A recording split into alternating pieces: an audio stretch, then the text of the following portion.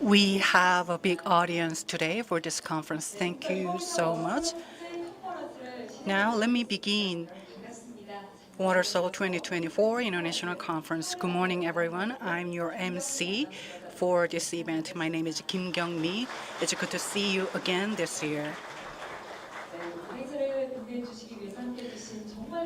We have so many distinguished guests to celebrate this conference.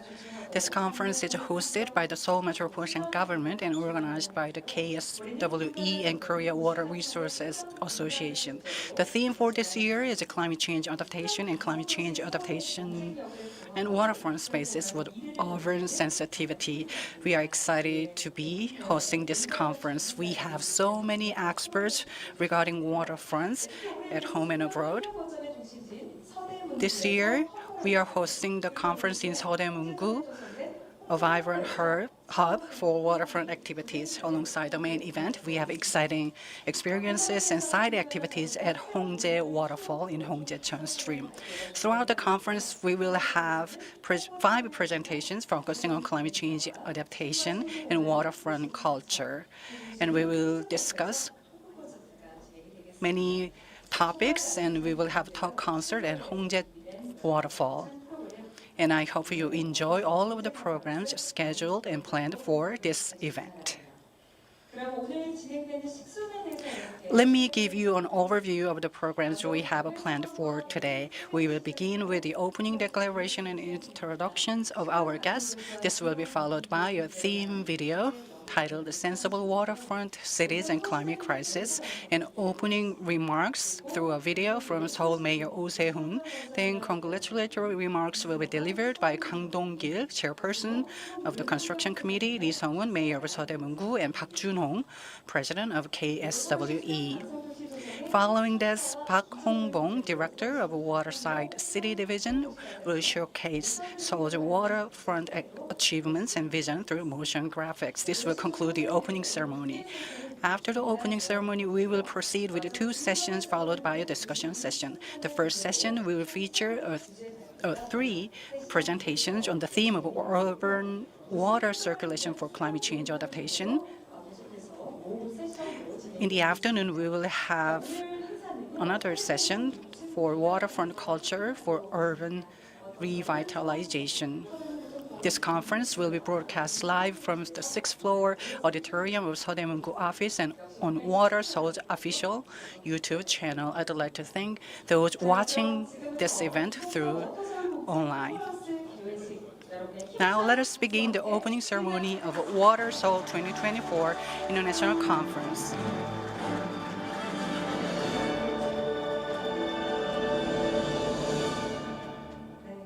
Thank you so much.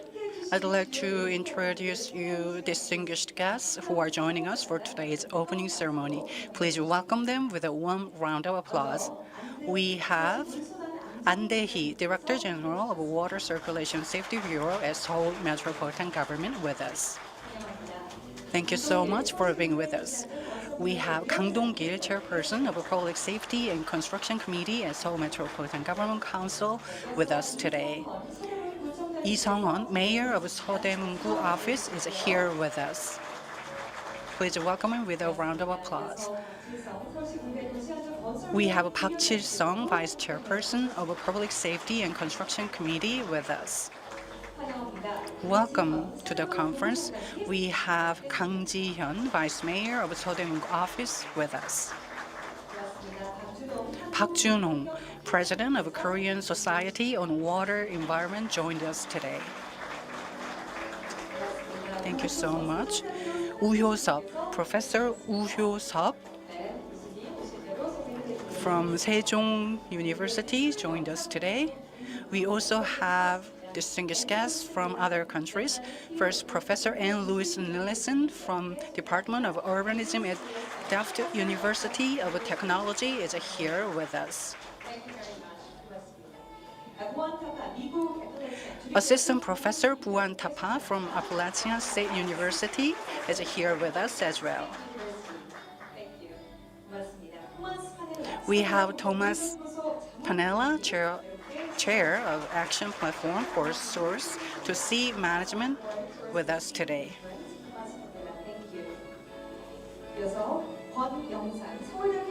Professor Kwon Young-sang from Seoul National University is here with us.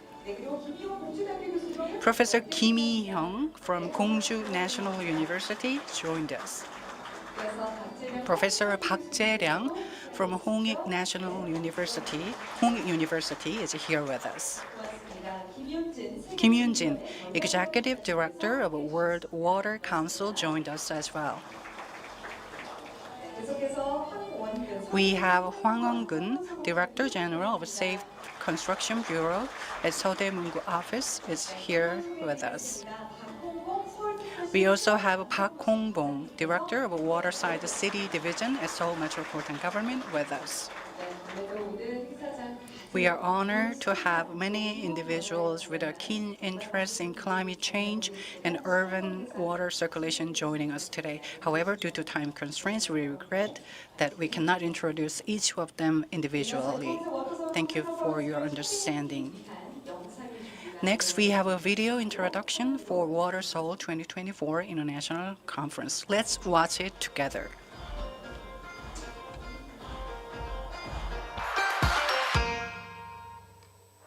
집 가까이에 이런 공간이 있으면 It's wonderful to have a place like this near my neighborhood. Here, I can take a rest and I can work out. These days you can see nature like this. It seems very trivial, but I can refresh myself here. I can have a peaceful mind here. Do you agree with me?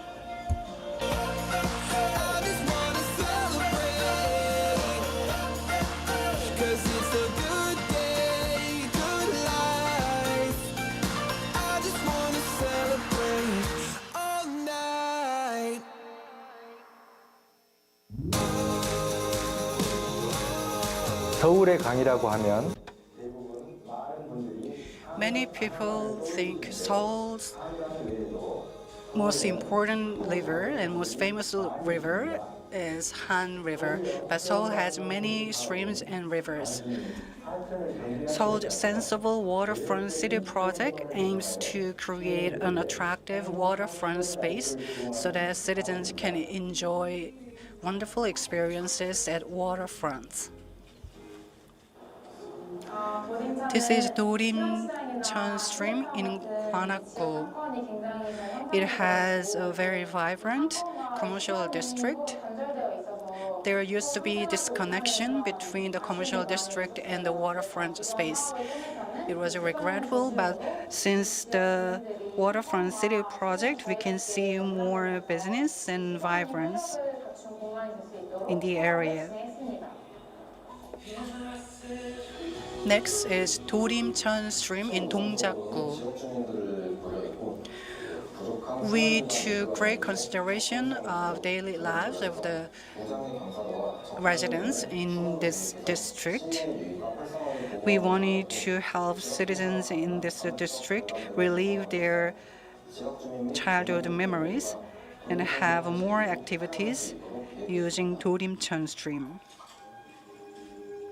Next is Hongjaecheon stream. This is an area designated for a project to relive the history of this place. We built a pathway to connect the waterfront space and the rest of the place in the district. We also created a forest. We installed soft lighting so that we can offer night experiences.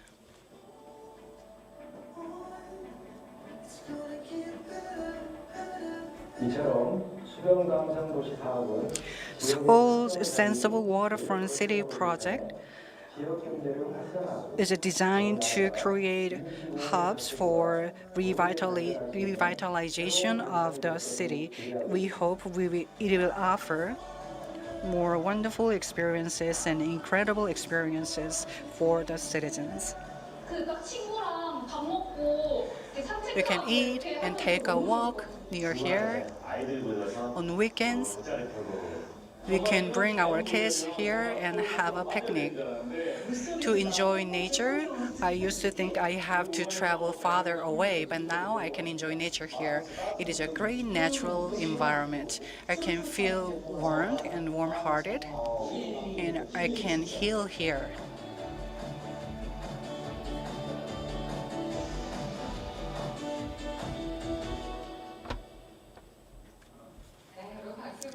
Please give ourselves a big round of applause. The Seoul Sensible Waterfront City project aims to create vibrant and enjoyable waterfront spaces for citizens, going beyond just river maintenance. The video showcases the transformation of 도림천 stream as well as 홍제천 stream through a time lapse. 버런스 그 시작을 여는 Next, we'd like to invite a distinguished guest who could not make it today, but later or so, watch together on the opening remarks by the Mayor of Seoul Metropolitan Government, Mr. Oh Se-hoon. Nice to meet you all, everyone. I am Oh Se-hoon, the Mayor of Seoul Metropolitan Government. I'd like to extend my sincere gratitude to all the domestic and international experts in water and urban policy who have joined us for the 2024 Water Seoul International Conference, as well as all the citizens participating both online and offline. Seoul is a beautiful city of water, where the Hangang, the river, flows across the city center, and 342 kilometers of tributaries meander through various parts of the city. These waterways and waterfront spaces, which can be encountered in everyday life, hold infinite potentials and development possibilities. By connecting these waterways with different regions and reorganizing the spatial structure, the Seoul-tailored Waterfront Sensibility City project, Seoul is upgrading its entire area into attractive waterside zones. We anticipate that this initiative will create new living spaces centered around the waterfronts, bringing vitality to the daily lives of citizens and the local economy.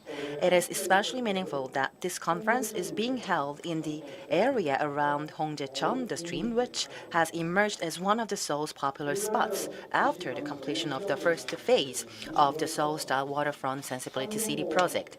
Today's conference, themed Waterfront Spaces for Urban Sensibility and Climate Change Adaptation, aligns with Seoul's future vision to enhance environmental protection and also to improve citizens' quality of life and increase urban sustainability. I hope today's conference will feature in-depth discussions on urban water circulation for climate change adaptation and waterfront culture that revitalize the city.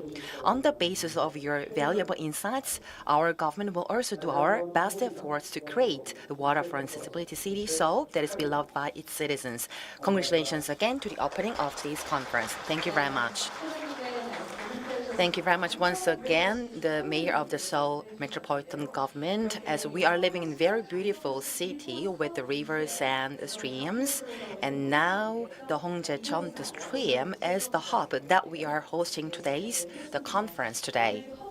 And for the conference, we also listen to very welcoming messages from the Mayor of the Seoul Metropolitan Government for congratulating the opening of the Waterfront 2024 International Conference as well throughout his speech. Thank you once again very much.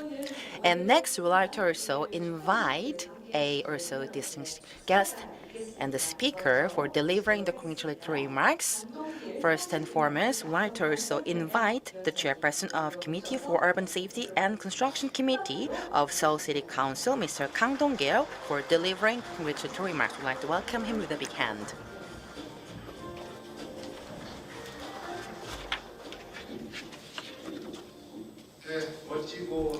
Thank you very much for your time and commitments in this beautiful conference. Good morning, everyone. I am Kang Dong-gil, the chairperson of Committee for Urban Safety and Construction Committee of Seoul City Council. First and foremost, I sincerely congratulate the opening of the Waterfront 2024 International Conference. And to prepare today's conference, the Mayor of Seoul Metropolitan Government, Oh Se-hoon, and all the delegations and distinguished guests, thank you very much once again for your time. Climate change is the challenges that we are facing in our daily lives. In the last year, 2023, the international conference was also held in discussing a lot of the policies and tackling the rivers and streams of Seoul.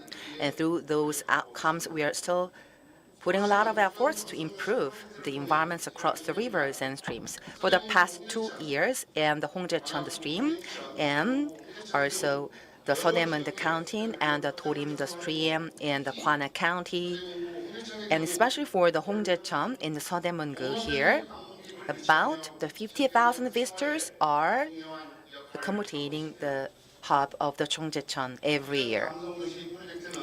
As a part of the Sensible Waterfront City project, not only just the making very beautiful scenery across the regions, but also by improving the quality of the citizens' life, we are pursuing a comprehensive project. When it comes to sustainable management on the rivers and streams and improving the environments as well as the managing the water resources, still we are facing a lot of the global challenges as well as the local challenges. So taking this opportunity based on your wisdoms and experience, those will be absolutely valuable and helpful for us to tackle the challenges all together. Your insightful input and comments will be absolutely appreciated for us to really continue to improve the solutions and tackle our challenges. Once again, I sincerely congratulate the opening of the Waterfront 2024 International Conference. Beyond Korea, but there's a lot of the waterfront cities across the globe. We do really hope that we can absolutely have the tangible outcomes altogether. Thank you very much once again. Thank you very much, the chairperson of the Committee for Urban Safety and Construction Committee of Seoul City Council, Mr. Kang Dong-gil, for the congratulatory remarks. And your insightful comments will be absolutely valuable so that we can consider to tackle the challenges. Thank you. 실 분입니다. Next, we will hear a congratulatory speech from the mayor of Seodaemun-gu office, Lee Sung-hun. Please join me in welcoming him to the stage.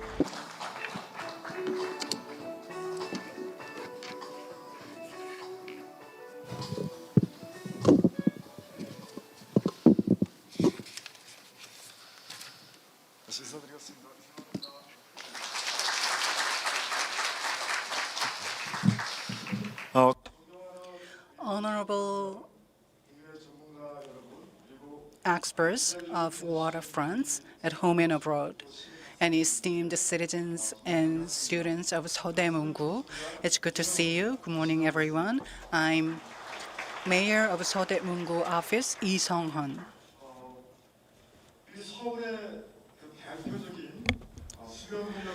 Seoul has leading hubs for our waterfront revitalization. It is my great pleasure that Seodaemun-gu hosts this important conference, the 2024 Waterfront International Conference. Seodaemun-gu has Hongjae Waterfall and the first cafe, which is a part of Sensible Waterfront City project in Seoul. The cafe was opened in April 2023, and on online channels, it had more than 10 million views. And the cafe was well received, evidenced by these views. And the cafe had revenues of 1.6 billion won, and profits of 200 million was donated to the district office for scholarship that will be handed over to college students in this office, Seodaemun-gu office. The cafe offers a place where citizens can take a rest and have some cups of coffee, and it also provides a scholarship for students. Seodaemun-gu is a leading place that can show the outcomes of Seoul's Sensible Waterfront City project. Watersoul International Conference is a platform where we can discuss coexistence of nature and city projects. And here we can also discuss and explore medium and long-term plans for more waterfront activities. Seodaemun-gu can be a great example that can be shared across the world, not only in Korea. And I hope this conference will offer more insights for participants. Ladies and gentlemen, water is one of the most fundamental resources on the planet. But climate change and population increase have exacerbated the environment. Especially climate change has increased droughts and floods, which has a great impact on daily lives of people around the world. Sustainable management of water resources requires common efforts in world citizens. In that sense, this water conference holds a significance.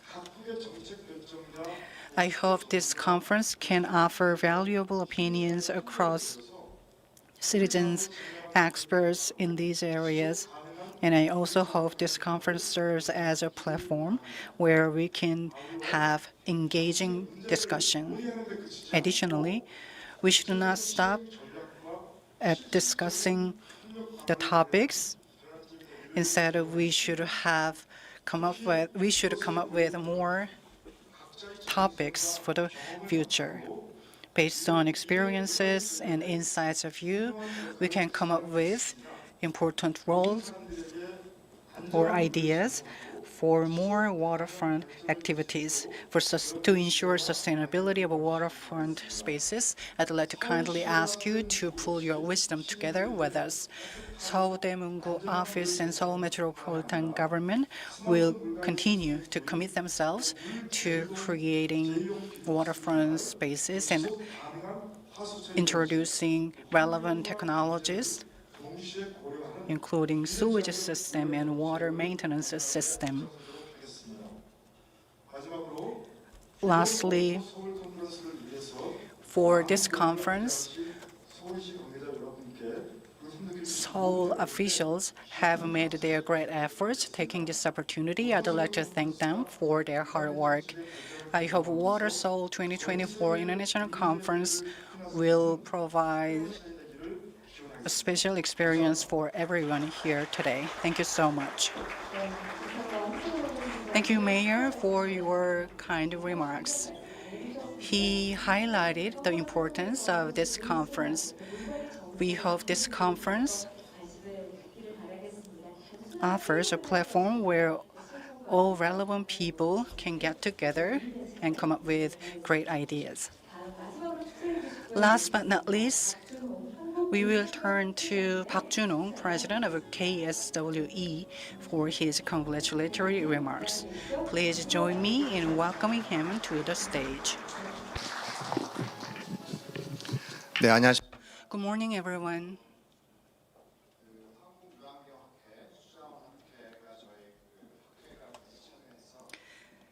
In the KSWE Seoul Metropolitan Government and Korea Water Resources Association have been working together for this conference.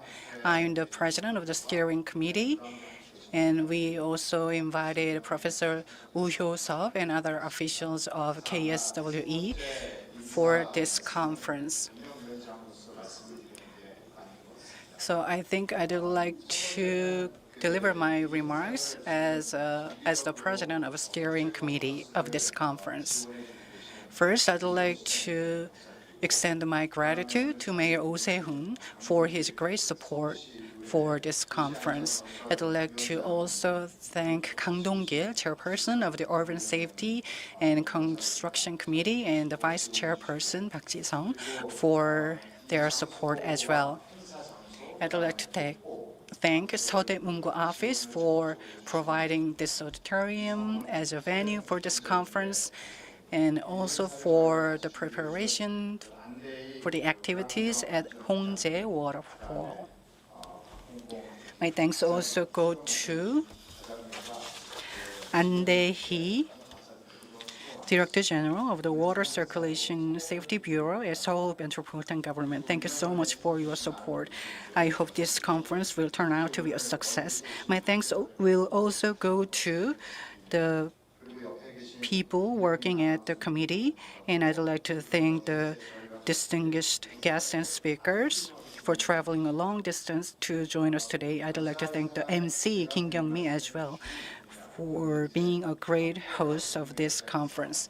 As an expert of the KSWE, I'd like to make some comments. While preparing for this conference, as you can see on the program, we decided to discuss two topics. One is urban water cycle for climate change adaptation. We will discuss under this topic water quality and other environmental measures. The other is waterfront culture for urban revitalization. Yes, it is urgent for us to improve water quality in Seoul, but we will also have to make sure these measures can help boost local economy. And we can learn from other countries because they have some cases and examples we can learn from. So I believe this international conference will offer great opportunities to learn from these advanced cities. And in the afternoon, we will have a chance to talk with the citizens near Hongjae Waterfall. So I hope you can stay with us until the afternoon. We have been actually talking about climate change. This conference is an annual conference. We have had this conference for many years. So this year we consider not to discuss climate change, but discussing climate change is inevitable. As you can really experience and feel, we still have some water problems, but Seoul Metropolitan Government has been good at managing and addressing those issues. And at the national government level, we have some big projects scheduled, and flood control policies are in place. Yesterday, I visited Ulsan. Some local areas, some regions down south have water-related problems. They are struggling with addressing those problems, and these problems were pointed out many times by experts. And I think it is very timely for Seoul Metropolitan Government to come up with relevant policies and inform citizens of these policies. But the problem is budget. Citizens, experts, and government officials should work together to encourage the central government and the local government to allocate enough budget for these policies. This conference, I hope, will be providing an opportunity for us to have in-depth discussion on water environment. As the chairperson of the construction committee said earlier, we have so many climate change issues, as well as other issues, including decreasing population in regions. So local governments should closely cooperate with one another to address these issues. If Seoul Metropolitan Government can come up with best practices, they can be shared across the local governments so that these local governments can address their own problems and share these best practices with other cities around the world. Thank you for listening. Thank you so much. As the president of the steering committee, he made great comments, and the comments were very insightful, and he expressed appreciation to so many people, including me, for preparing this conference. After this conference, we will head over to Hongjae Waterfall for outdoor activities. And we were able to see how many people work together for this conference. 도시 조성의 성과와 The visions and outcomes will be presented very soon. For today's event, Director of Sensible Waterfront City Division of Seoul Metropolitan Government, Ms. Park Hong-bong, will be giving the presentations via the motion graphics. So I'd like to welcome the director with a big hand.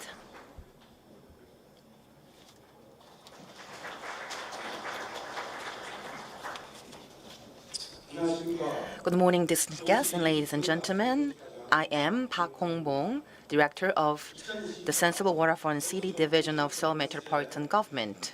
I'd like to extend my sincere gratitude to everyone participating in the WaterSeoul 2024 International Conference. Before diving into the main part, I'd like to touch upon our achievements and visions for our project, which aims to create a city where everyone can enjoy a waterfront life close to home by utilizing Seoul's precious resources, which is waterways. The COVID-19 pandemic has significantly changed citizens' expectations of their daily lives and their perspective on spaces. With increasing time spent at home due to remote work and online classes, the more citizens are seeking the leisure opportunities close to home. In response to these changes, the importance of the waterfront spaces has gradually increased. The waterfront is a multifunctional urban area encompassing culture, leisure, environmental spaces, and commerce and business, and it's almost the only place in the city where people can connect with nature. According to a survey conducted in April 2022 with 2,400 citizens using the rivers, respondents indicated that excellent landscapes and restful environments are essential when using river and streams. There are so many opinions on the need for additional facilities like resting areas, convenience facilities, and exercise equipment. However, Seoul's rivers have been marginalized from citizens' lives due to industrialization and urbanization. Before modernization, Seoul's streams were central to daily life, facilitating communication and exchange among citizens. However, with accelerated industrialization and urbanization, many streams were covered and repurposed as roads and parking lots, disconnecting urban spaces from the rivers. Moreover, due to irregular rainfall in Seoul, rivers have been managed primarily for flood control, further restricting various activities along the waterways. As a result, their use has been mostly limited to the walking path, bike path, and a few exercise facilities. However, as public perception changes over time, Seoul's waterfronts are being recognized again as immense potential for development. Across Seoul, there are 342 kilometers of large and small waterways. The Han River flows through the center of the city, surrounded by the inner and outer mountains and various small streams and local rivers flowing through the city. The waterside areas that can be utilized through these waterways amount to 284 square kilometers, which is about half of Seoul's area. This provides basic conditions for any citizens of Seoul to live near a waterfront area like Cheonggyecheon, the stream.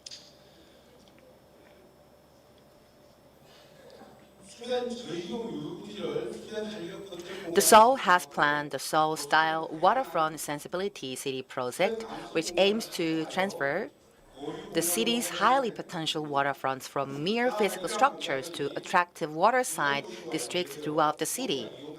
In this regard, so that we will develop underutilized waterfront spaces into vibrant hub areas and expand the created waterfront sensibility spaces into exchange zones.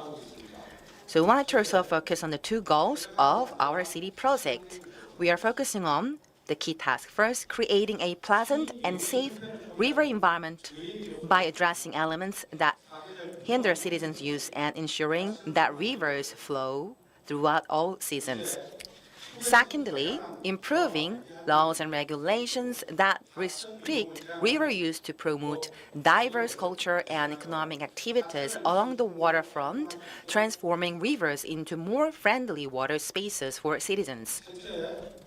Third, establishing vibrant waterfront hubs to drive regional revitalization. We have conducted local government and design competitions to create waterfront hubs with various content linked to regional assets, incorporating residents' feedbacks in the design process to reflect specialized designs and necessary facilities. Launched in 2022, the Sensible Waterfront City project has prioritized creating a pleasant and safe waterfront environment. We have undertaken various initiatives like improving bike paths and walking trails, installing barriers and lighting for citizen safety during heavy rains, and limiting the unpleasant odors and enhancing access routes. A total of the 34.7 billion won has been invested to complete improvement at 632 locations. We have also developed and distributed the water management facility guidelines for river banks, considering design, safety, and functionality. Starting this year, these guidelines will be applied when renovating facilities along the rivers, creating more citizen-friendly spaces. Guidelines for supplying maintenance water to rivers have been established to optimize water supply strategies to each river in Seoul. In this regard, we have prepared the Seoul-style waterfront special zone designation as well as the operation manuals to ensure that the waterfront serves as a relaxing space where people can enjoy even a cup of coffee.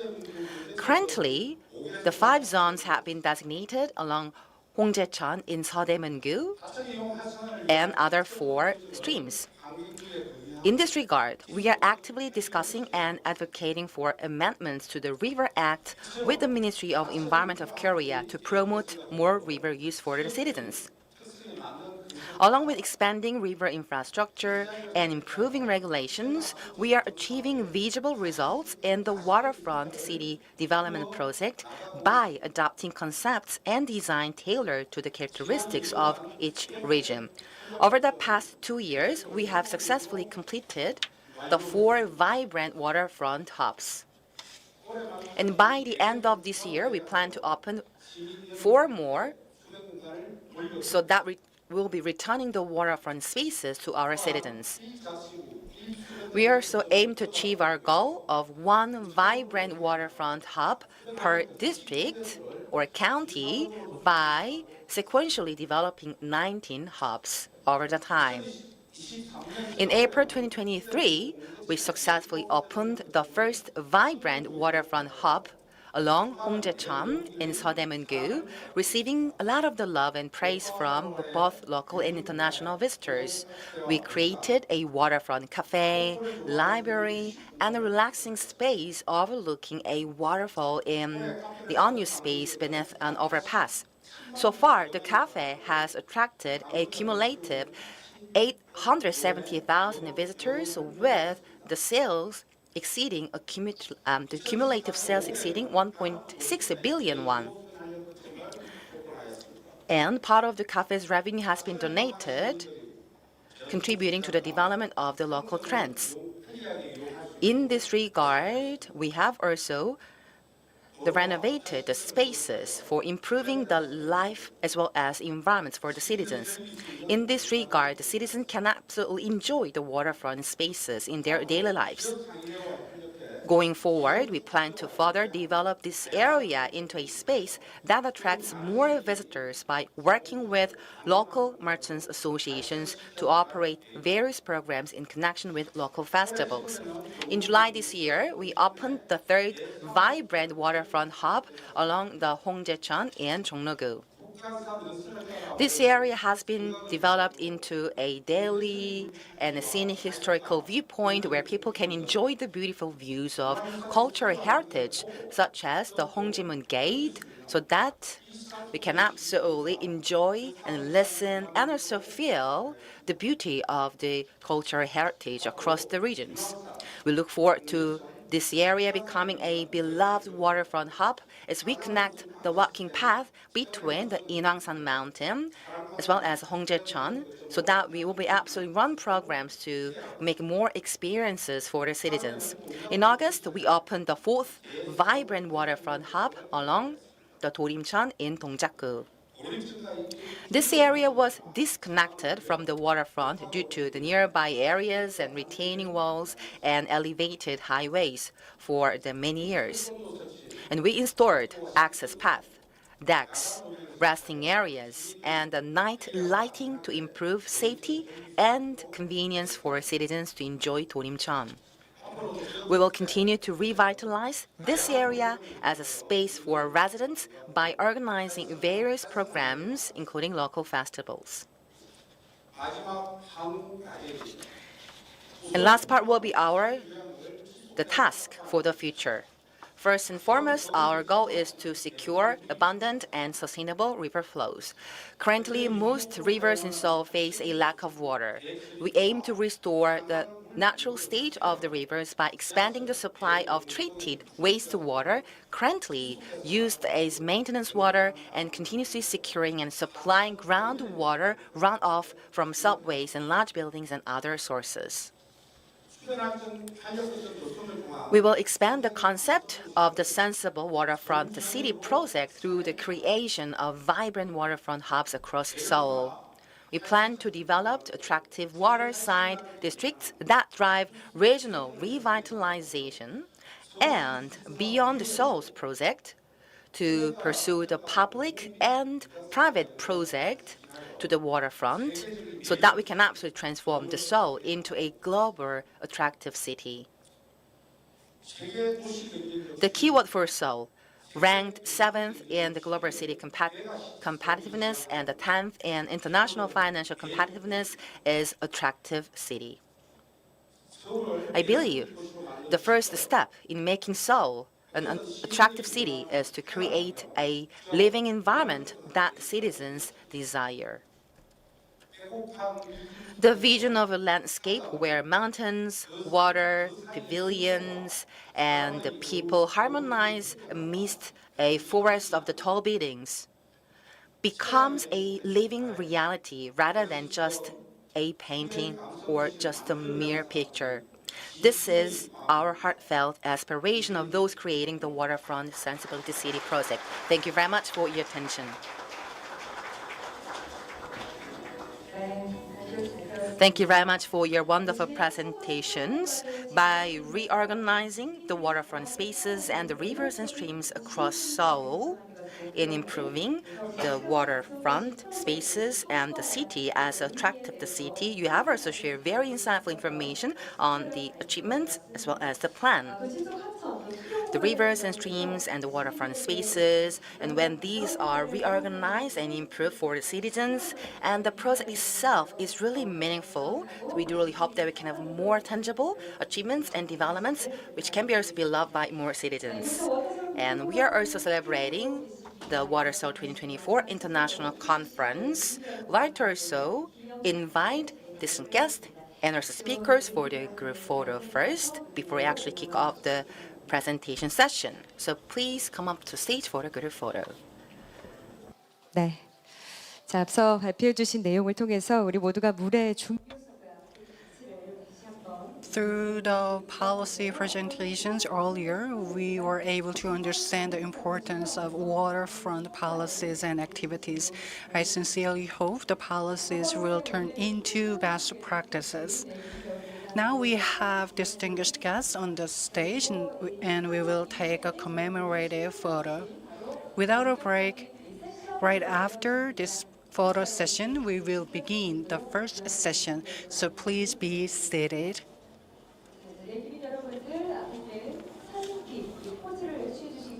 We will take some poses. Please look at the camera in front of you. Please smile brightly. So give us big smile. Let's take a different pose. Please raise your right arm.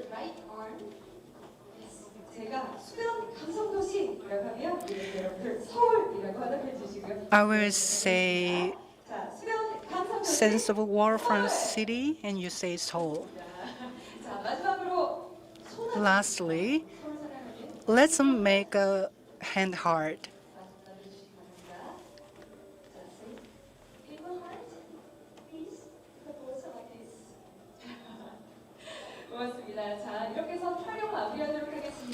With that, I'd like to conclude the commemorative photo session. So we've just had the opening ceremony of WaterSeoul 2024 International Conference. As I said earlier, we will begin the session 1 right away. The topic of this session is urban water cycle for climate change adaptation. We have 3 speakers for this session, so please take your seats. We are having this conference at the 6th floor auditorium of Seodaemun-gu office. And this is live streamed on YouTube channel and WaterSeoul's official YouTube channel as well. Those watching via online, we have some programs for you. Please leave your comment and submit a screenshot as a link to your YouTube comment. And you will have a chance to win a coffee coupon. We will begin session 1 shortly. We are providing interpretation service today. Please tune to channel 1 for Korean. And for smooth running of the session, please turn your cell phone into a vibration mode. Let me first invite the speaker of this session, Bhuwan Thapa, assistant professor from Appalachian State University, will deliver a topic of waterfront and climate change adaptation in cities. Please join me in welcoming him with a big round of applause.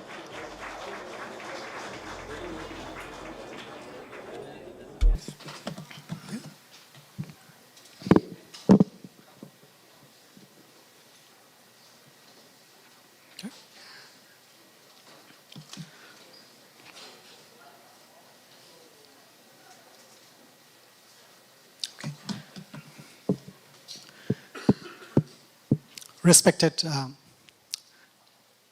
members from the Metropolitan government organizations, esteemed scholars and faculties from different universities, students, and all the audience members, warm welcome from North Carolina, USA. I am Bhuwan Thapa. I'm a faculty in geography and planning at Appalachian State University in Boone, North Carolina.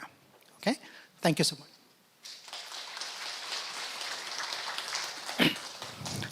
It is indeed an honor to come and talk to you. Okay, I have a lot of seniors members that I have a lot to learn from, but it is just so fortunate that I have been able to come for the second time. I came last time, and I really enjoyed. And this is my second visit.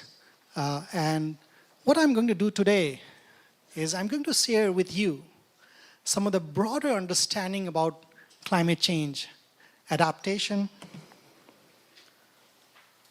how it is occurring, what can we do about it, and talk about climate adaptation. And then I'll close with understanding of how waterfront can be a strategy for climate adaptation. So I'll probably give a broad overview of the topic, and then there are experts and speakers who are going to dive in depth on certain issues. Okay? So, and there will also be questions and answers, so please do participate in that. So let me ask you the first question. So how many of us really feel that the summer is getting hotter than some years back? So if you feel yes, please raise the hands. Okay, yes. Okay, good, good, thank you. Yes, so I think what we feel today is also pointed out by a lot of scientific scholars, okay? So for example, this is a CNN article that says that the biggest biggest cities in Asian continent are really getting hotter than other parts of the world, okay? And here is one graph to point at that. So what it shows is that you can see that from March and April, compared to the last 30 years, average from 1991 to 2020, we have been much hotter, okay? And you can look at Seoul, we can look at some of the parts of China and other parts downstreams.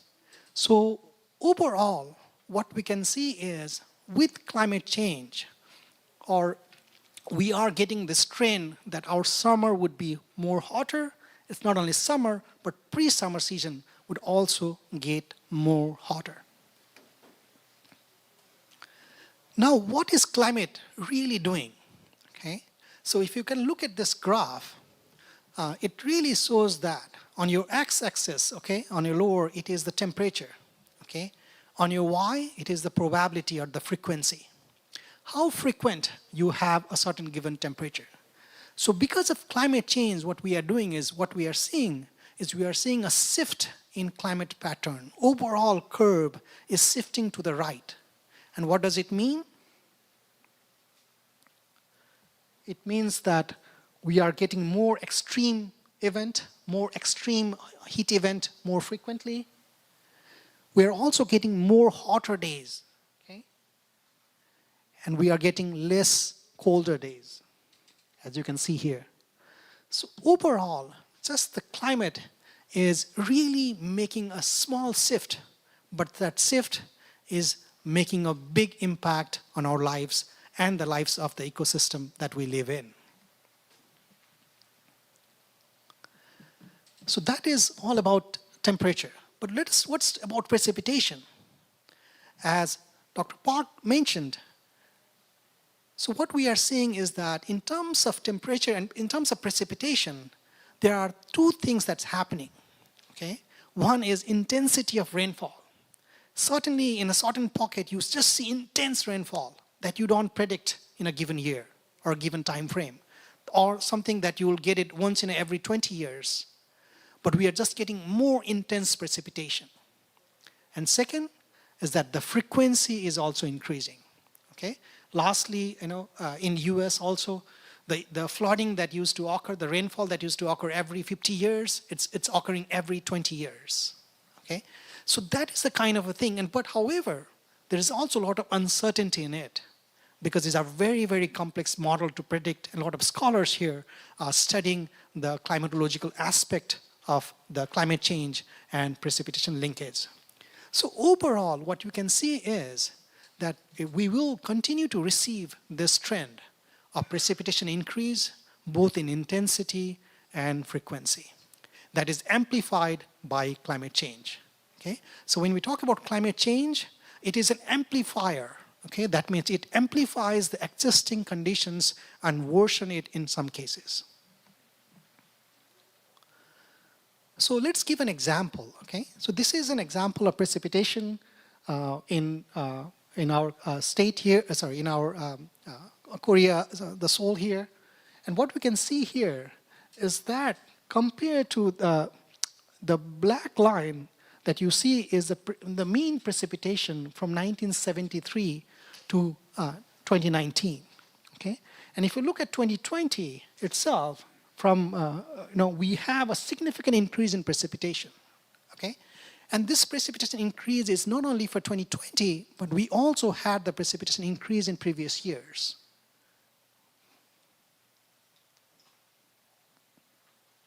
And you can see that in 2020, we had a big precipitation event. 2011 was there, and 1998 was there. So is it really climate change that is really having an intense precipitation? The answer is mixed, I'm not a climatologist, but I was looking at reading some papers, and what I found is that this Changma effect, okay, where you have a sudden current, the current from the Tibetan plateau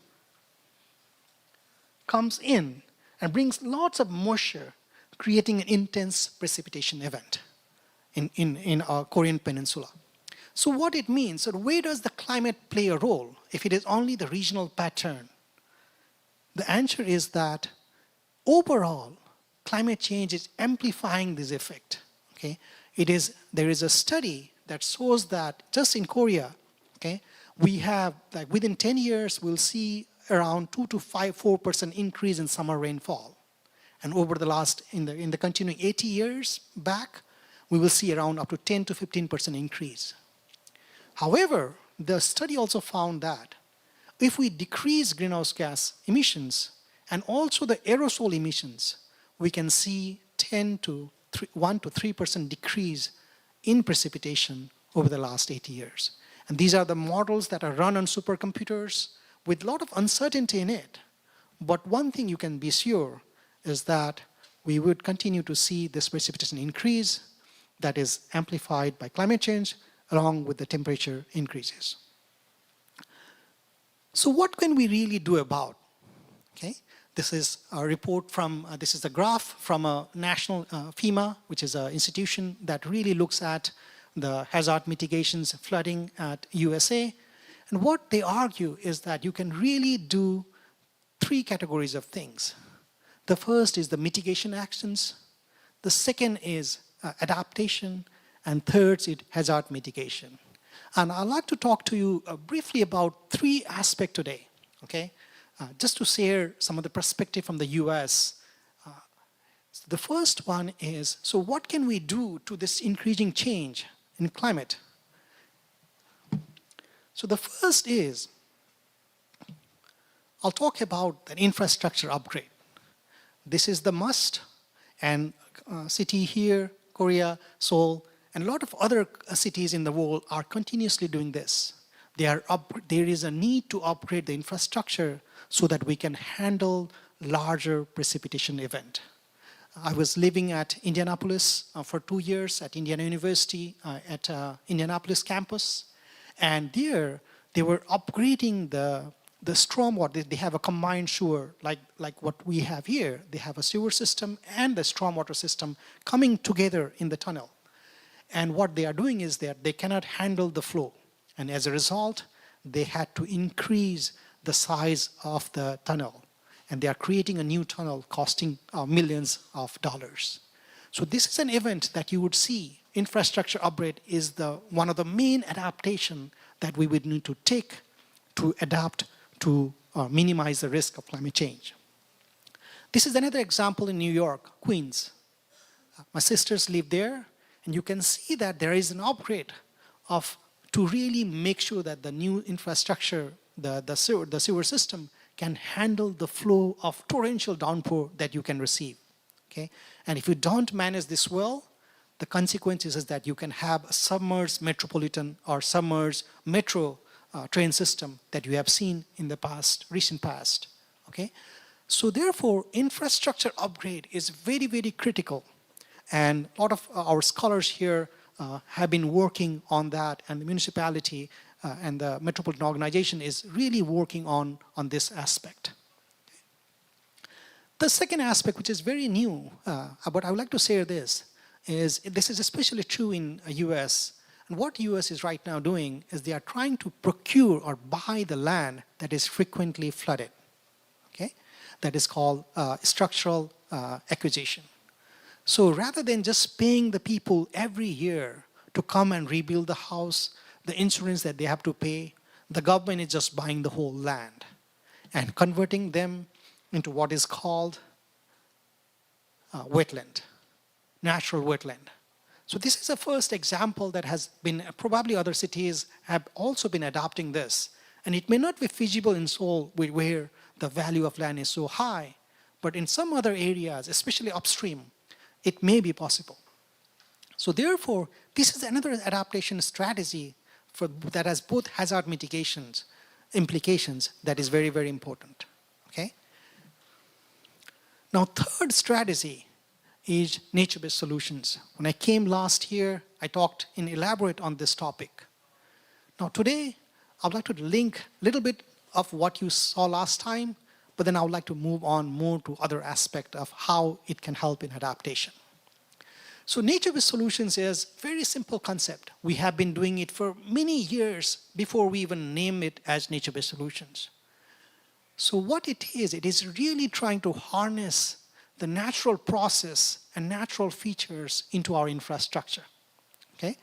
And the main goal here, so that we can adapt and be resilient to climate change. So, and also I'd like to be clear that this is not supplementing the existing infrastructure, but this is complementing the existing infrastructure. So we need the hard infrastructure along with this system. This is not a replacement for the hard infrastructure, because this is just a complementing portion. Okay? It can come in different forms and sizes and shapes. For example, you can do it at a waterfront scale by creating a watershed scale by creating waterfront or a natural park, urban wetland, or you can do it at a neighborhood scale by creating a green space, a green park. Or you can do it at site scale, at a building scale by creating green roof and other infrastructures. So what is really the impact of this nature-based solutions that we call it? It is mainly that what it does is that it tackles three things at least. Okay?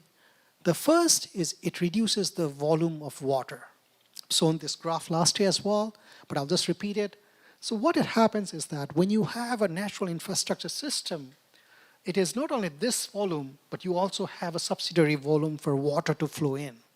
And therefore, you are really increasing the volume for flood management. The second is that the infrastructure that we have in a river system also helps you to slow down the river flow. Okay? And third is that, which is very, very important, is that it also has a lot of recreational value to the society and the community. And that's what a lot of our speakers talk about, and we all know about it. Now, what does Waterfront has to do for climate change adaptation? Let me focus a bit on this topic. So when you put water, and so when you put river system, when you put green trees and canopy, we all know that things changes in the system. And these changes has also been documented in a scientific manner in research journals, and I will try to present on some of those aspects.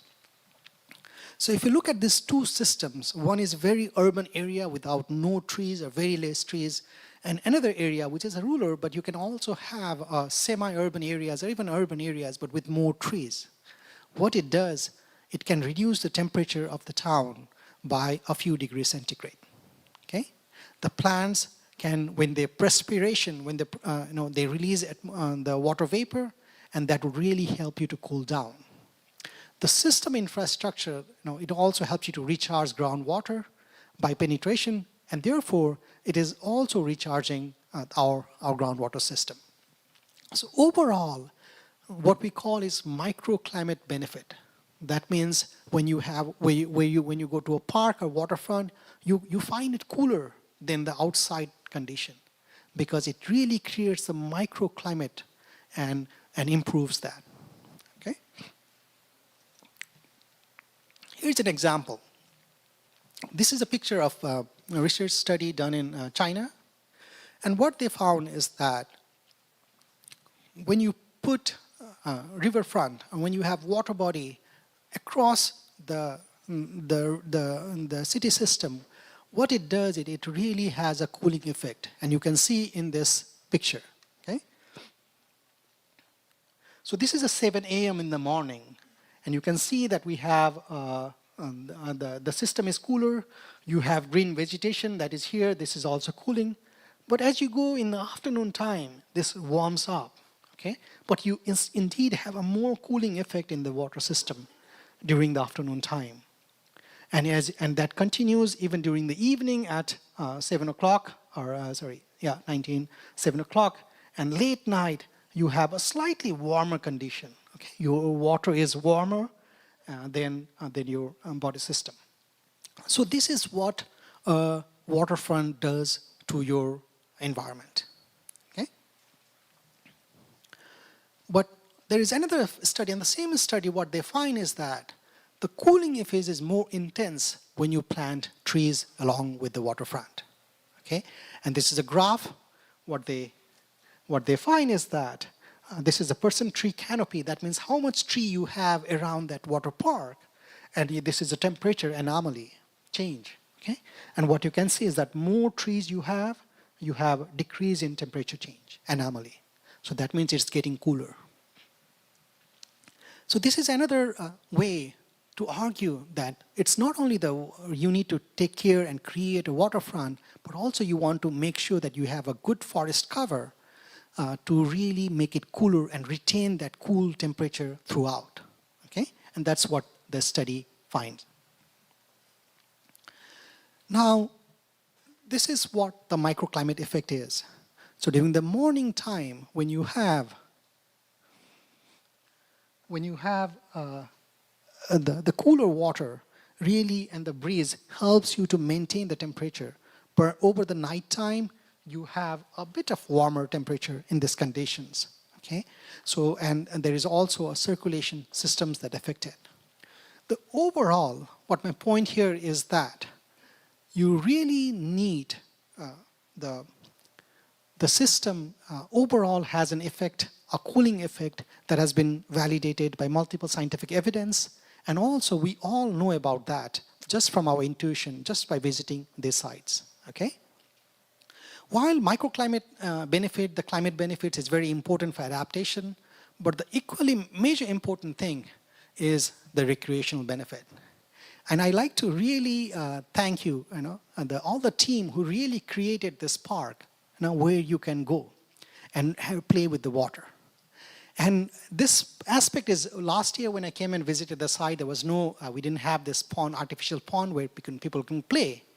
But one of the very good part, I think, the park is that when you go and interact with the water, it really, all your senses are involved. You are touching the water, you are breathing the water, it's not only looking at the water. So involving all your senses is really making you a long-lasting impressions.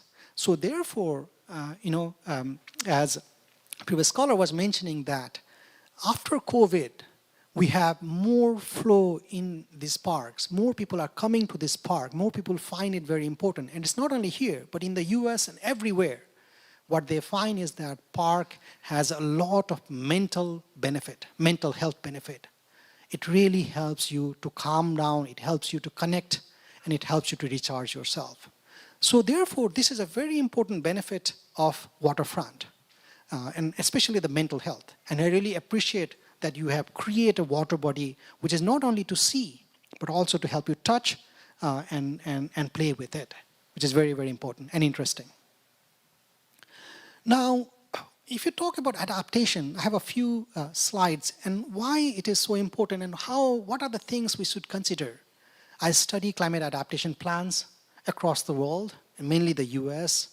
And based on my experience and insights, I have three or four points that I would like to highlight, okay, as a conclusion. So the first thing is that if you really want to build an adaptation and focused strategy, then you have to take a strategic placement approach. And it is very, very difficult. And to create a park itself, it is a multi-years investment. So what I'm suggesting here is that where possible, try to build the park that can really maximize the flood benefit, and for that, you have to take a watershed approach. What it means is that make sure that you have multiple of these parks so that it also captures the storm water so that it can have a flood benefit. So for adaptation, this is very, very critical. So for example, Indianapolis, what they did was that they had every house, they also have to build a retention pond so that you don't have a net runoff into the system. So that helps you to retain the water in the land and reduce the flooding. So therefore, having that kind of a watershed approach is required. And I'm sure all the experts here are, have been working towards that. So this is one thing I would like to highlight.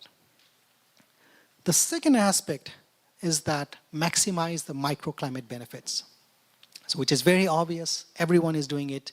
It is just to make sure that you do plant trees, make sure you really emphasize that value and try to promote that aspect and using trees and other techniques so that we can adapt to climate change. So when there is extremely hot, people can go to these places for a cooler relief.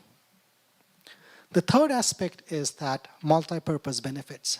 So I really like this idea that the Seoul has been really focusing on trying to utilize this for recreation purpose. And I think this is very important one so that people can take a benefit.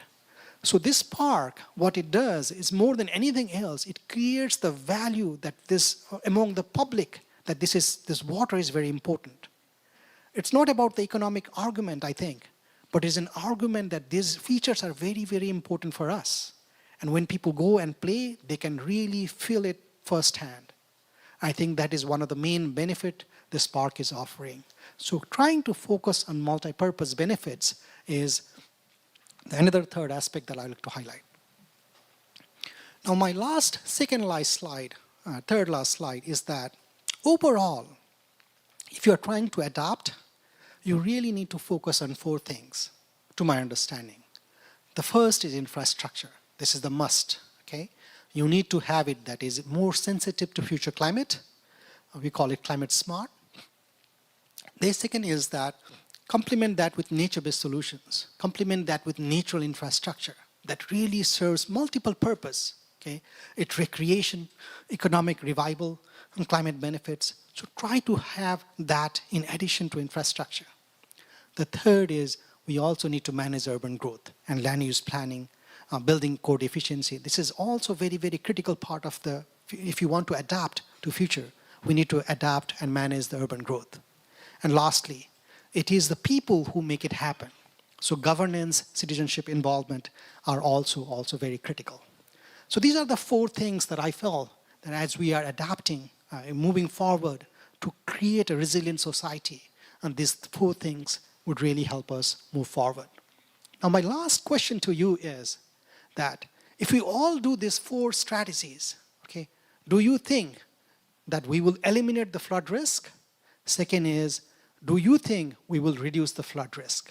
Okay, so again, whoever believes that number 1 is the answer, please raise the hands. Okay, so let me ask this question again. So let us say, imagine these 4 strategies we have in hand. We have all the money that we need from the Seoul, and we implement all these strategies. Do you think that we will eliminate the flood risk? So how many of you think we'll eliminate the flood risk? No. Okay. 2, 3, 4. How many of us think that we will reduce the flood risk?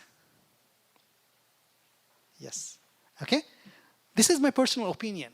And I'll conclude with this slide. This is by Gilbert White. He is the father of hazards research. He's a geographer where discipline is. And what he says is that flood are the acts of God, but flood losses are largely the acts of man. And what it means is that flooding will always occur. Okay? It is a natural phenomenon. But where we built our houses really matters, and that is what triggers loss. So I think no matter what infrastructure we replace today, no matter how much money, billions of monies we put today, we will have flood risk. Okay? It is inevitable to reduce or eliminate the flood risk. In my opinion, we just reduce it. And it could be a significant reduction, okay? But that's still a significant achievement. So I really conclude with this, and I really thank you for listening to me. Okay? Thank you so much. I will take 1 or 2 questions if you have. I'm watching at your time as well. Okay? Any questions you have? Yes. So now we open the floor for the Q&A. 말씀하신 것처럼 질문이 있으시면 저희가 마이크를 전달하겠습니다. We will hand over a microphone if we have a question. For the time allowed to us, we can take a couple of questions. We are providing simultaneous interpretation service, so you can ask your question in Korean. Can you interpret, okay?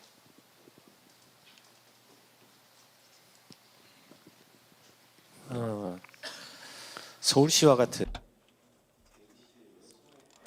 Larger cities like Seoul have been experiencing heat island effect, so creating waterfronts can help reduce that. Is there any other case of other larger cities in the world? Seoul has almost completed its development and growth. So what is the most effective way to use waterfronts to reduce climate change or problems or prevent floods? Is there a case we can learn from or benchmark from other cities around the world? Question, okay? So my answer is that, yes, there are some case studies, especially in the US and other parts, where they have tried to implement it. But the challenge is that when you have a city that is already built up, you really need to go back, okay? So I think the strategy is simple forward. Where possible, try to take up the land and convert it into a green space and a riverfront.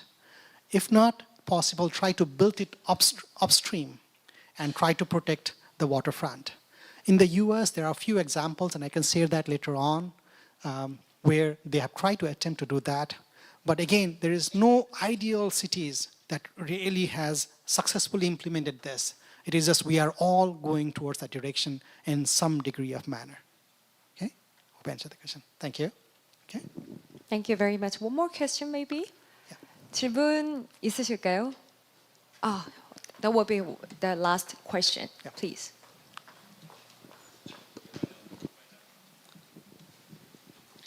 예, 서울연구원의 황성환입니다.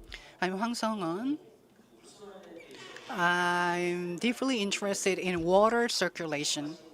As you just said in your presentation, to reduce effects of climate change, we need to increase evaporation. But it requires a lot of money, it costs a lot. But to reduce the cost, it is very important to have a right distance between buildings or facilities. So what is the desired distance between buildings to maintain low temperature of urban areas? Do you have any take on this? Any opinions on this? That's a very important question. I don't have the answer right now on the ideal distance between buildings, but there is a studies on local climate zones, they call it. And they have studied around that on what should be the distance between it. But overall, my argument would be that, I will have to look into the literature to understand what would be the ideal distance. Okay? But again, what I think the way we move forward in this is that sometimes we have an ideal version, and then sometimes we have something what is feasible version. Okay? So moving forward and between these two lines is very, very important. For planners and practitioners, it's what is feasible? Because this is the only land we have, and that is the feasible way of approach. Okay? And sometimes what is the ideal version, what is the scientific research says, could be a different version which may be very difficult to implement. So I think moving forward, it's just a mixture of these two to move forward, but there are some literatures that talks about the ideal distance, and I can share that with you later on. Okay? Thank you so much. Thank you for the questions. Really appreciate your time. Thank you. 네, 박수 부탁드리겠습니다. presentation이었습니다. 네, 기후변화 이 적응을 위해서 역시 정부 시민 모두가 적극적인 참여가 필요하다라는 말씀 해주셨고요. 수면 공간의 재구성을 통해서 더 나은 환경을 만들 수 있다. 여러 가지 예시를 통해서 굉장히 유익한 발표 해주셨습니다. 저도 많은 도움이 되는 배움이 있었던 시간이었습니다. 자, 이제 두 번째 발표로 넘어갑니다. 이번에는 I'd like to move on to the next presentation. Professor Kim Hyo-seop of the Smart Infrastructure Engineering Department of the Kongju National University will be giving the presentation themed A Blue-Green Network for Cities with Climate Change, Resilience and Adaptability. I'd like to welcome him with a big hand. As introduced, I am Professor Kim Hyo-seop as introduced, and I am from Kongju National University. When it comes to the nature-based solution NBS, was also touched upon the previous presentation. And for my presentation, especially for the metropolitan cities like the Seoul, let me give the genders and issues, how we can apply. And so far, I have been working a lot of the time for the Water Circulation Committee of the Seoul Metropolitan Government, and I have been taking a lot of the roles and the positions when it comes to the water resources and adaptation. So based on that, let me give some outcomes and research findings.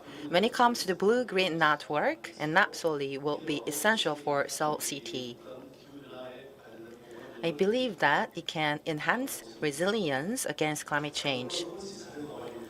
You can refer to the statistics available via the official website of the Seoul Metropolitan Government. As you can see here, we can absolutely check and indicate a lot of the level of the urbanization across Seoul.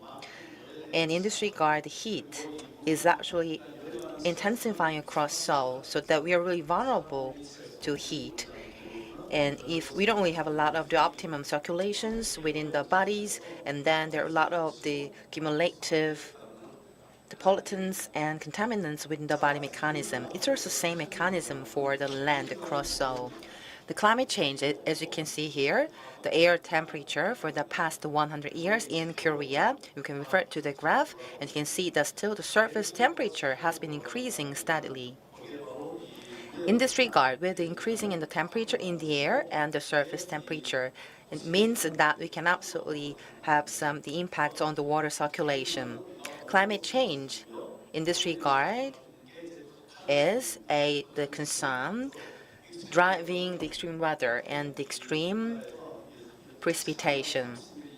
The more than 300 millimeter per hour when it comes to heavy rainfall has been increasing significantly. And within the year, the humidity has been lower, but with increasing level of the rainfall and precipitation, leading to the more droughts and the flood, especially for the metropolitan cities like Seoul. And also, we are facing a lot of daunting challenges against the natural disaster.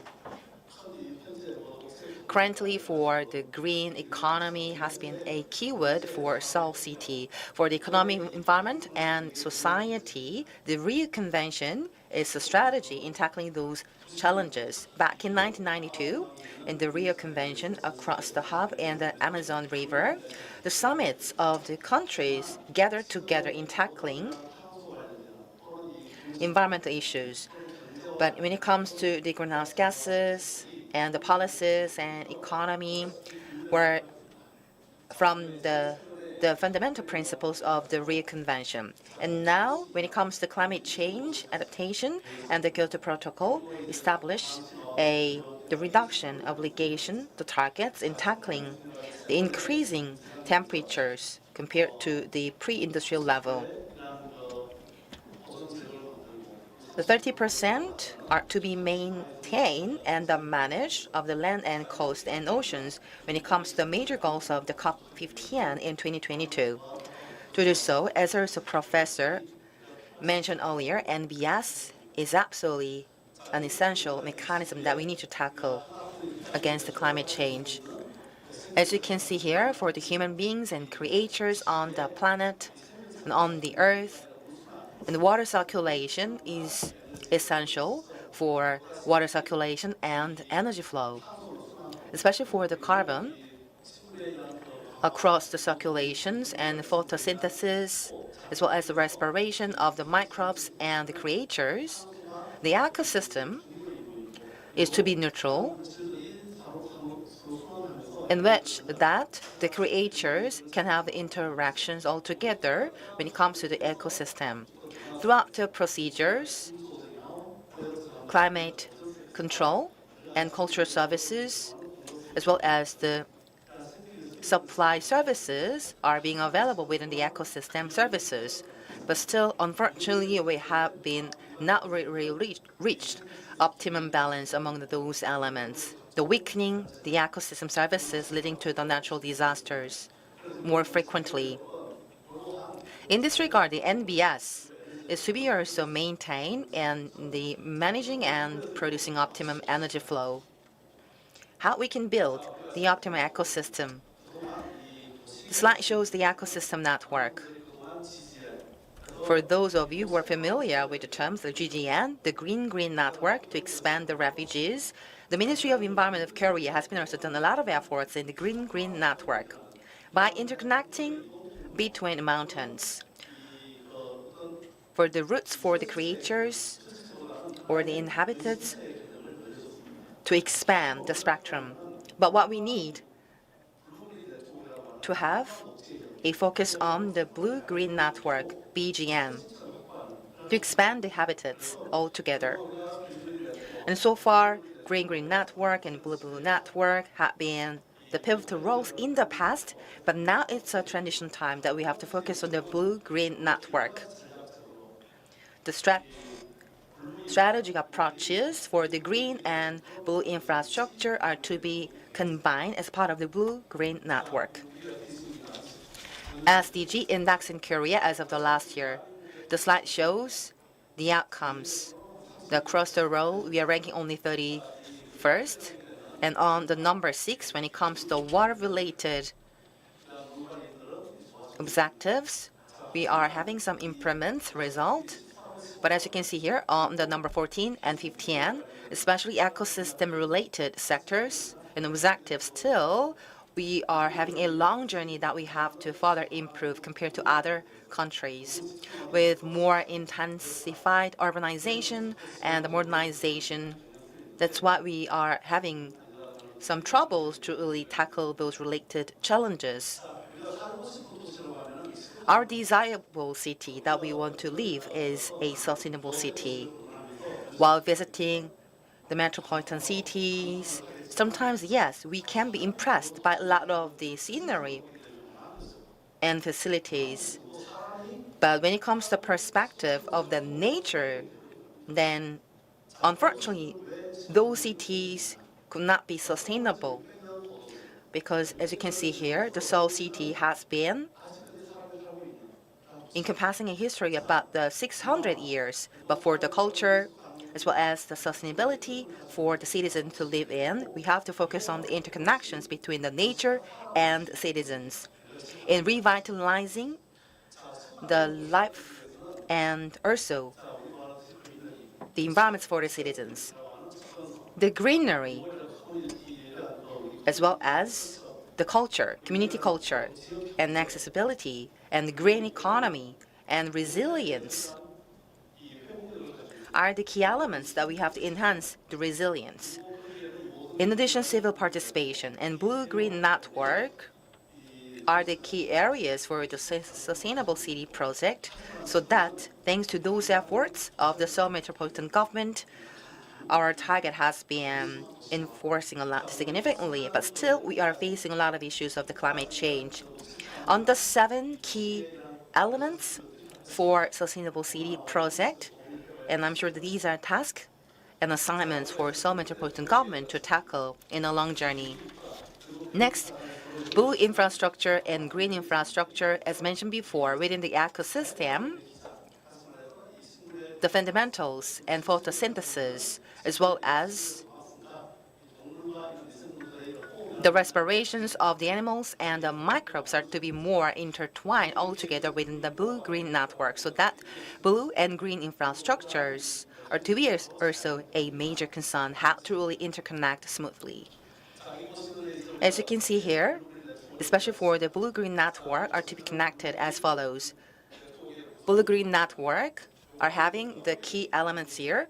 The left shows the water-based blue-green infrastructure, and the right shows the green-based blue-green infrastructure.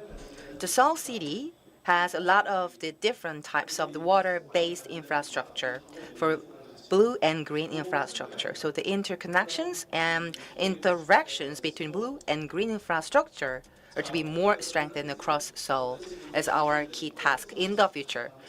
How to implement our network? First and foremost, local-scale initiatives are to be taken in the beginning stage. When it comes to the quantitative planning and strategies by the Seoul Metropolitan Government.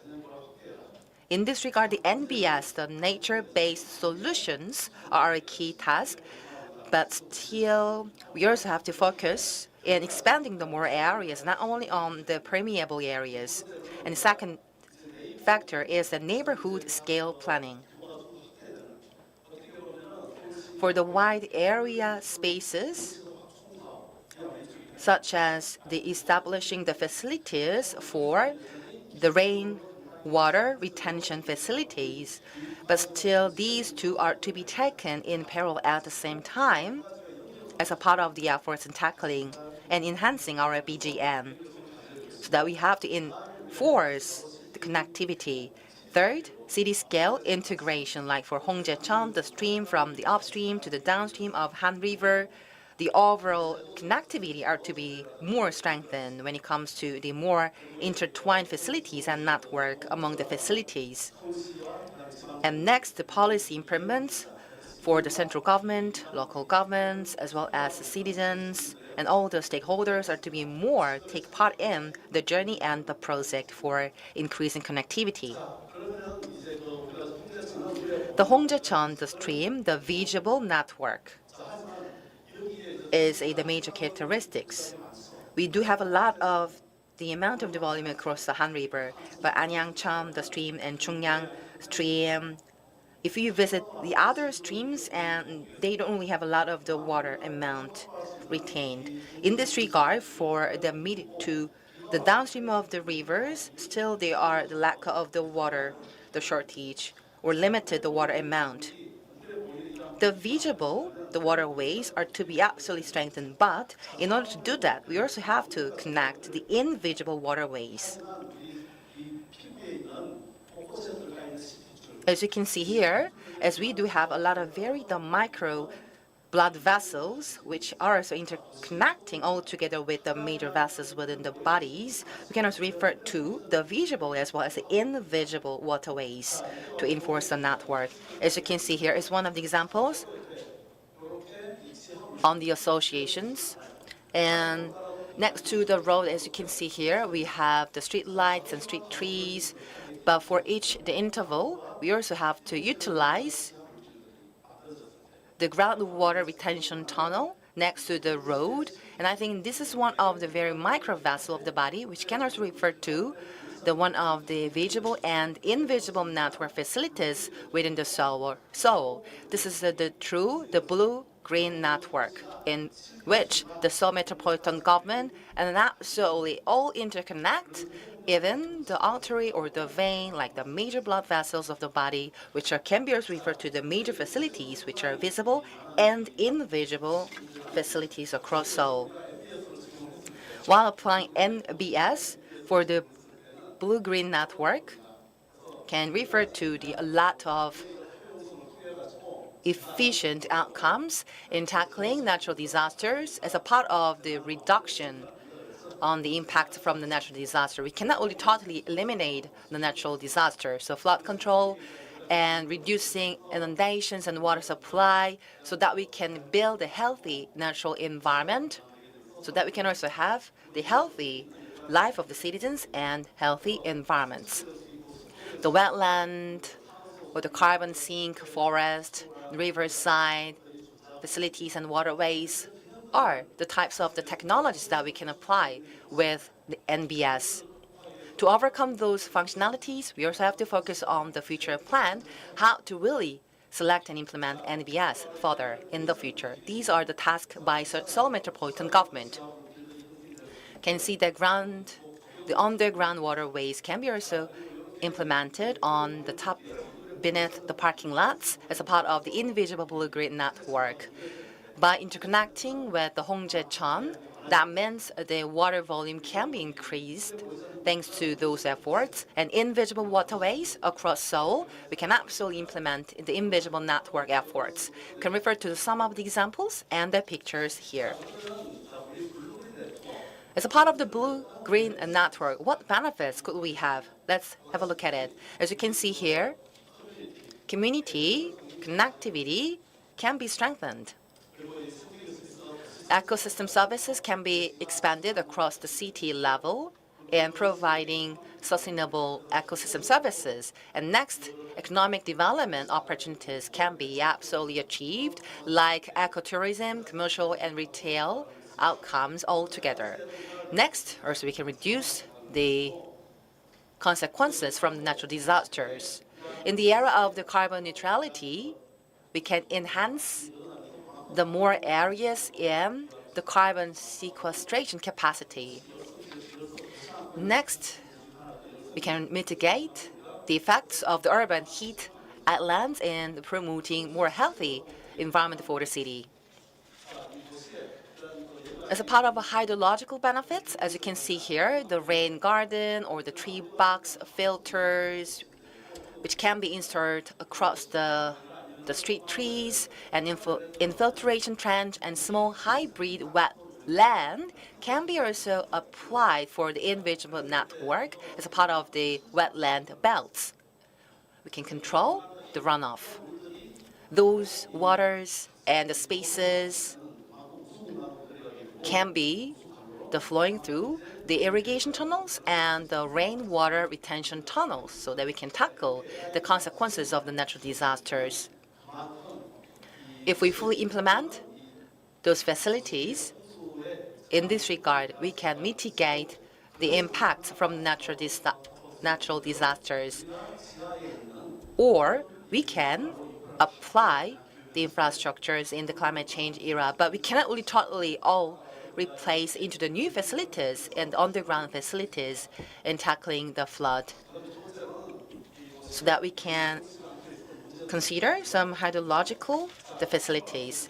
As I mentioned before, Seoul City has a lot of the areas vulnerable to the urban flooding, like Gwanghwamun as well as the Gangnam across Seoul. And we see a lot of the more areas vulnerable to the urban flooding. If we implement LID, low impact development, still we have to also take a long journey how the LID can be absolutely more effective. If we fully implement the LID, yes, we can tackle a part of the challenges, but still, for the Seoul Metropolitan government, even though we replace into all the new irrigation tunnels and the facilities, still we have the missing links. Of course, we may need the new irrigation, but LID for the blue-green network can have the more effects for the cost efficiency in mitigating the consequences of the natural disasters, leading to the lower operation cost. For the blue-green network, the non-point sources can be reduced. Across the roads in the beginning stage, as you can see here, the black color, including the microplastics, emerging harmful contaminants, a lot of the substances leading to the green algae could be detected from the beginning stage. But by implementing NBS, we can absolutely reduce those contaminants level. Currently, the picture on the right on the bottom, this is one of the examples that we applied the water circulation project. The blue-green network by implementing NBS, and we can increase the carbon influx. As you can see here, there are two mechanisms here. The carbon is being stored on the surface as well as on the ground. Generally, you may think that the carbon can be stored within trees, so that you can think of that it's really better to control the carbon emissions in planting more trees. But as you can see here, this is a tropical forest area. On the top of here, the biomass as well as 150 and also 123, the beneath. Tropical forest is one of the major hubs in storing carbon. But we do have more areas. You can see that the temperate the gardens. Compared to the ground level, you can see the more areas on the ground can absolutely store carbon. The soil management as well as the soil moisture can lead to the more effects in benefits and carbon storage. The more we have water, that means the more we can store carbon on the ground. Can you see the parking lot runoff? Can see the sections here, and there are not really a lot of the nutrients. But as you can see here, the stormwater and the road runoff, you can see some nutrients already included within the water. If we have a lot of the overflowing from the rainwater, then we can have some issues like the water quality or the urban flooding here. But here, if you look at the pictures on the right-hand side, we only have the limited water sources, excluding the rainwater. But as you can see here, by installing the LID facility as a part of the blue-green network, then absolutely we can have more effects in controlling the contaminants across the rainwater. You can refer to one of the examples on the picture. If we have the healthy soil, that means that the soil itself can be more capacitous in the decompositions from the harmful into the more healthy, the microbes. Can have a look at the contents of the soil, the microbiodiversity, based on one of the research findings. So blue-green network itself within the soil, so that we can have the soil moistures in improving the nutrients within the soil, so that we can absolutely improve the environment and the vitality for the city as well as the microbes. As a part of the water circulation project, we have done 5 cities. But before I give that major part, in Jeonju and Cheongju cities were one of the pilot project, and I was one of the advisors for the Cheongju City project for evaluation and monitoring. As a part of the water circulation city project, and Spongy City could be one of the key impact that we have done in China, the Chinese project. As a part of the outcomes and benefits, water quality and groundwater recharge, as well as the improvements in the heat islands, the carbon dioxide reduction in the air and air quality improvements, as well as the increasing green spaces are the benefits when it comes to the quantitative and economic benefits. You can refer to the pictures for our actual cases. In this regard, for the metropolitan cities like Seoul, how we can implement NBS so that we can implement blue-green network. We do have some the gray infrastructures with have only one proposed, but from the gray infrastructure into green infrastructure, this is the transformation journey that we have to achieve. The gray infrastructure was mainly built based on the tax collected from the citizens for only human beings. The parks or some spaces were built for only human beings and citizens. The parks themselves as a part of the gray infrastructure. But like for the landscaping spaces, if we also imply or implement the maintenance and operation, then we also need to think of the pathways and mechanisms by taking the thorough management and operation for citizens, even on the gray infrastructure. But why we need green infrastructure?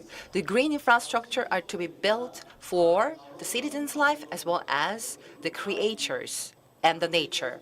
The waterways can be transformed through the blue-green network across the cities, infrastructure across Seoul are to be more transformative from the perspective only considering human beings, but also for considering both human beings and the nature, which are to be reviewed and also implemented by the Urban Planning and Strategy Bureau of the Seoul Metropolitan Government by enforcing connectivity between the nature and citizens, which are our desired outcomes of BGN. For Seoul, we do have the Chungyang Stream, Tancheon, and Seonam Hasu. The downstream, the treatment plants are across Seoul. The number of the sewage water treatments are 4. And we may also apply the pumping system for even from the downstream to the upstream. But thanks to the cutting-edge technology, and now referring to the water resources, and now we are calling water resources or water plant instead of referring to the sewage water treatment, especially for the Jungyang stream, the water treatment plant, about the 2 million ton can be also supplied and retreated for the green spaces or the green and ecological parks. So that from the Jungyang, the stream, about the 200,000 ton of the water are being flowing per day. By controlling the plant and the facilities, making the right balance among the water sewage treatment plants, and these are our desire plan that we can control the water volume across Seoul. Blue-green network, yes, we can apply BGN with policies.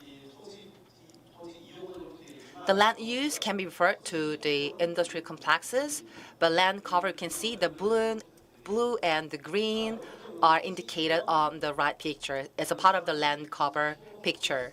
But we can change land cover, which is also green infrastructure. The rainwater and green spaces can be interconnected as part of the efforts. This is one of the buildings in Milan in Italy. This is a vertical building or vertical forest. For the land use, you can refer to the picture here. This is referred to the industrial or residential complex. But as a type of the land cover, you can see this building as a green space.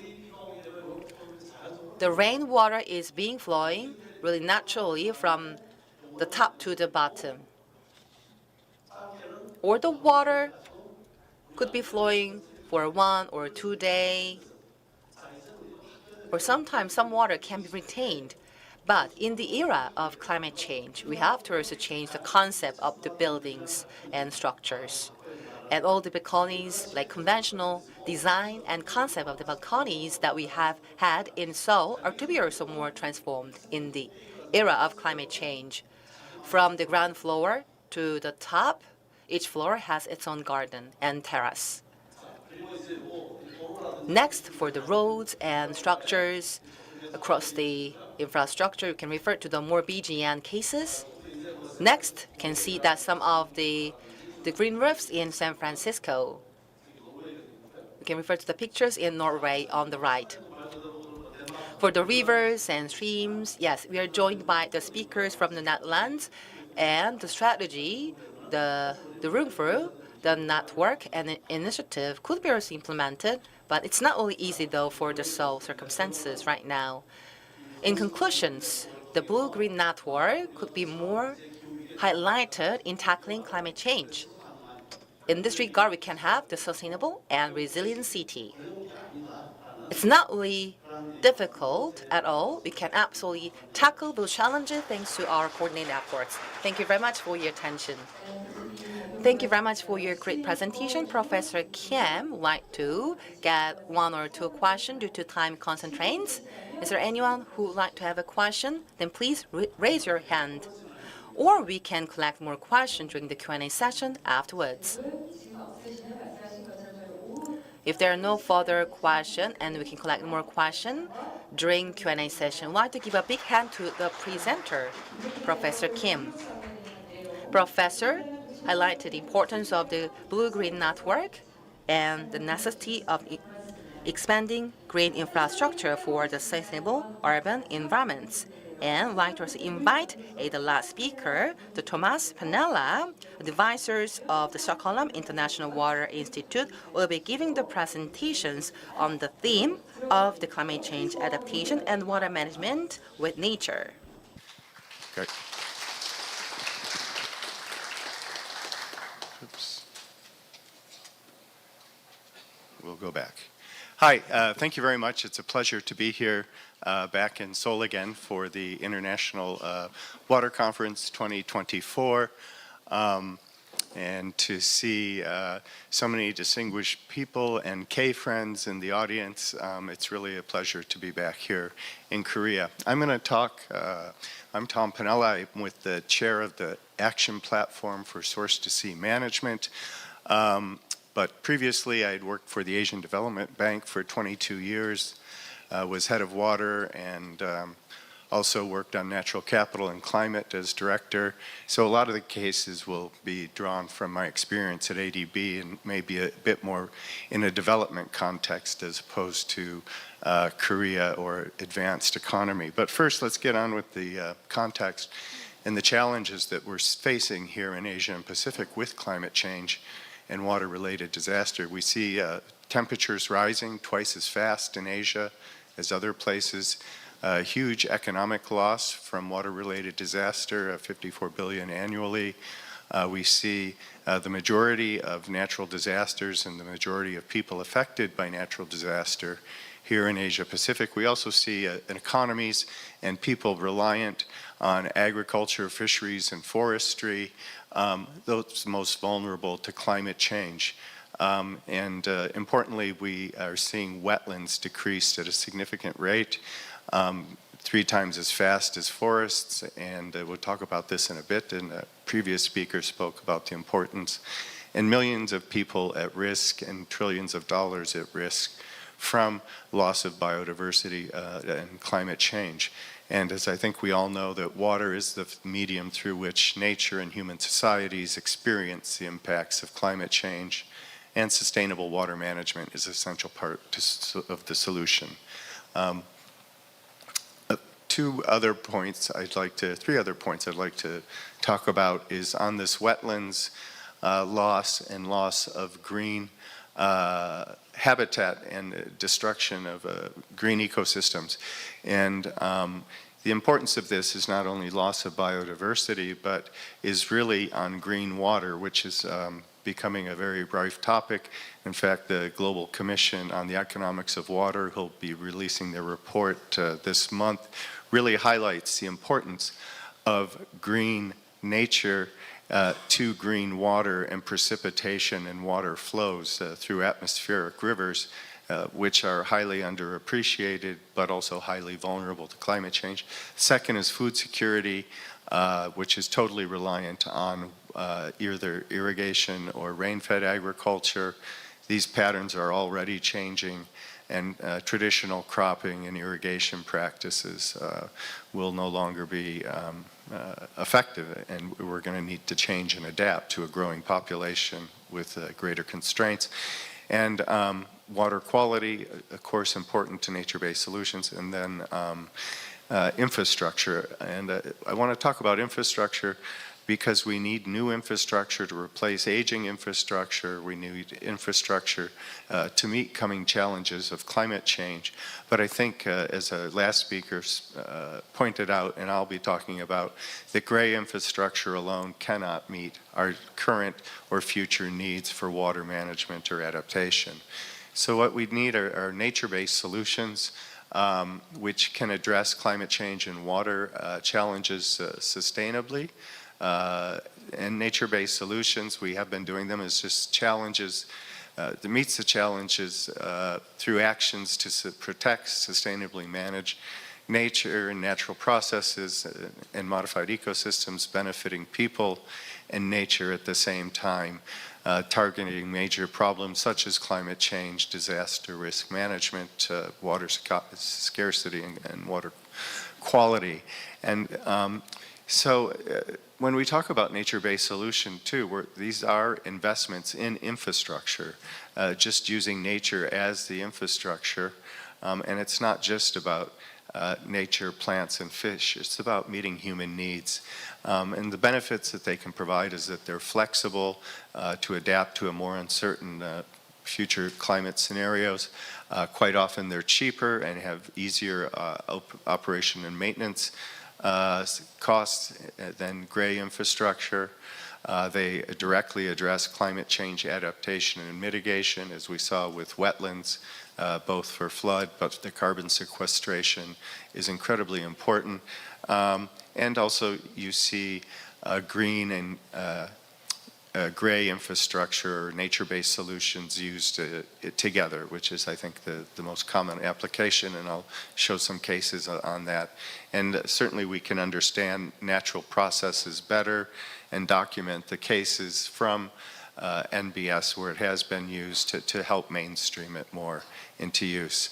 So in looking at the benefits, we talked about this, that you have the direct benefits from the nature-based solutions, which would be the societal need, flood management, could be farming, fishing, agriculture.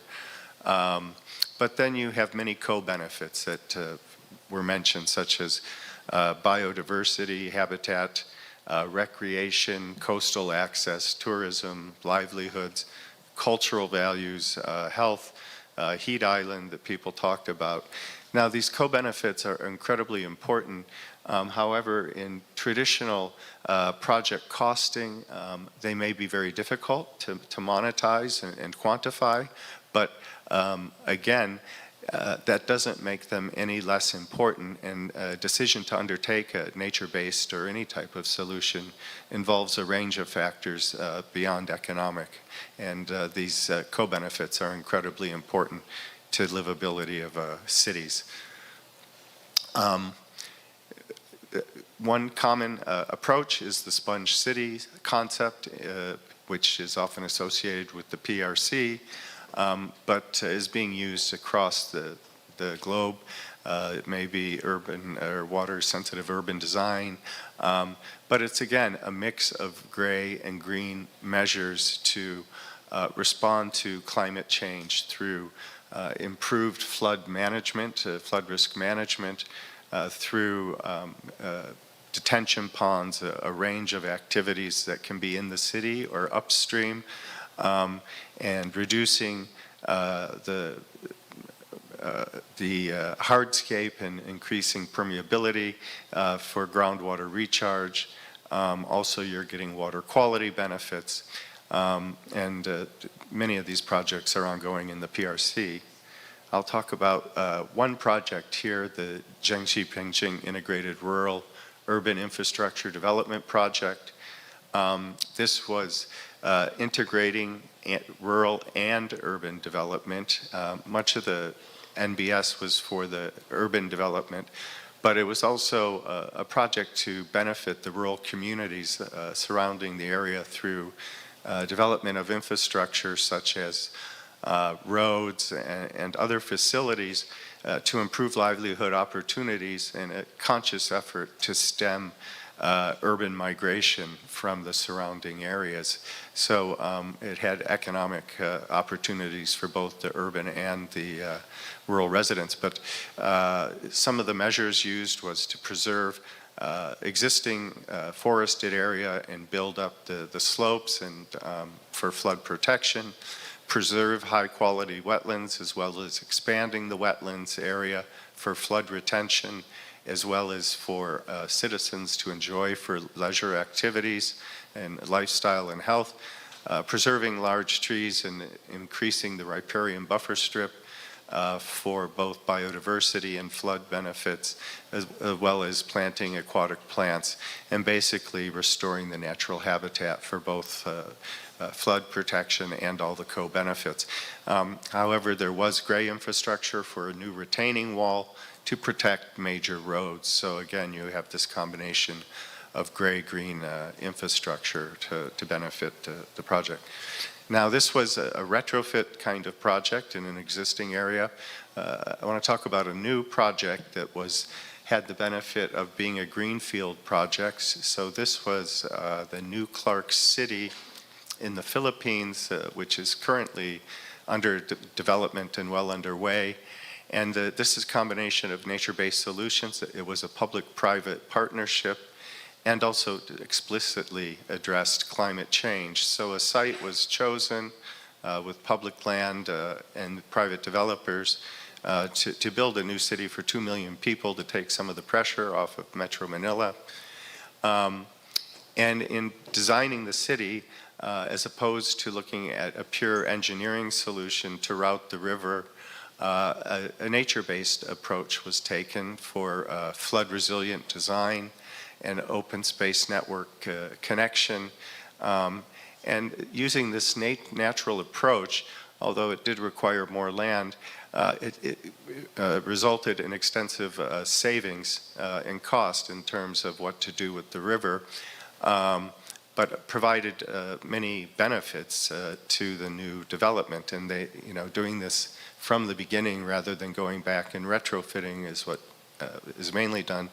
Again, had cost savings and made a much more livable place, had much more flexible flood management, promoted groundwater recharge, and carbon sequestration through wetlands, and just made it a much more desirable place. Now, how did this happen? It was a combination of one, from the outset, environment was part of the development agenda and integrated equally with economic development. It established conservation areas for study for students, for recreation, used indigenous species, and there's been a lot of monitoring and study of the biodiversity and maintaining that within the urban environment and outside urban environment. Now, the people and community were critical. This has been mentioned. In this case, since it was PPP, the private sector played a huge role in developing the area. And again, as mentioned, there were cost savings from using this nature-based approach, but the other huge benefit was that there was land value capture. That is, by having a pleasant urban surrounding for people to live in, the value of those assets increased, and the developers and the city were able to take that money and reinvest it into amenities into the city. And this is a big benefit of these projects, is you're increasing real estate values where you're doing this, and that has many direct and indirect benefits to the cities doing it, and also payment for ecosystem services to maintain the conservation areas.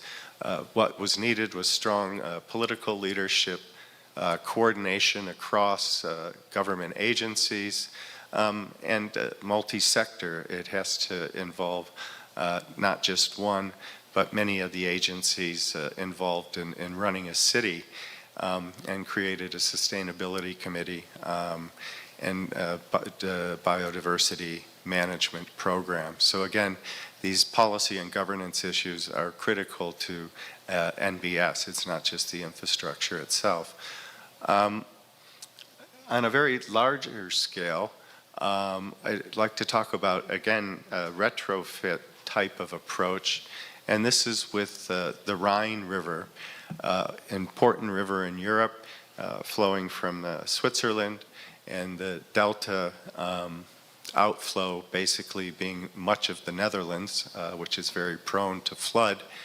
And efforts in the 19th and 20th century, a long time ago, at engineering the river to improve transport, reduce ice jamming, and the thought was to make it a much more functional river in a traditional engineering way, by straightening, by putting embankments in, shortening the reaches, and reducing the meander, which was successful initially in improving navigation and the use of the river for those types of benefits. However, you increased the flow velocity of the river, you had significant bed degradation due to the velocity, and that resulted in a changed morphology that then ended up with blockages and also making navigation generally impossible. So another engineering solution, and this river has been being manipulated for the last 200 years, so it's quite a case in how to perhaps arrive at a nature-based solution through trial and error, was to build a very large bypass canal that would allow for navigation outside the mainstream of the river. And again, this was successful in facilitating navigation and other commercial uses of the canal. Yet at the same time, by diverting the flows, you decreased water in the floodplains and wetlands, and then you saw lowering groundwater tables in cities, and agriculture and natural habitat dependent on the floodplain were significantly challenged. And again, you have an offset, a problem by approaching this engineering solution, and you increased flooding downstream into the Netherlands by evacuating the water more quickly. So the approach currently is to build up wetlands, detention ponds, to try and keep some of the natural flow upstream and not evacuate it so quickly, to maintain those benefits for groundwater. And then you see most recently in the Delta area of the Rhine, perhaps one of the largest nature-based solution projects globally, which is the Netherlands Room for the River project. So this project addresses 4 rivers, the Rhine, the Meuse, the Waal, and the Gesel, for improved flood management and climate change adaptation. And climate change adaptation is an explicit objective of this approach. And basically the title of the project is what it is, Room for the River. Rivers have floodplains, they flood naturally, these are natural processes. And so the idea is to let's work with these natural processes, let the river flood, but this involved then moving assets and people and providing room for the river to flood and protecting critical assets that couldn't move, but trying to provide more space with over 30 project areas, 19 government to local partners. The cost is around 3 billion euros, and this is a multi-decade approach to water adaptation on one of the most important waterways and in one of the most vulnerable countries to flooding, which is the Netherlands.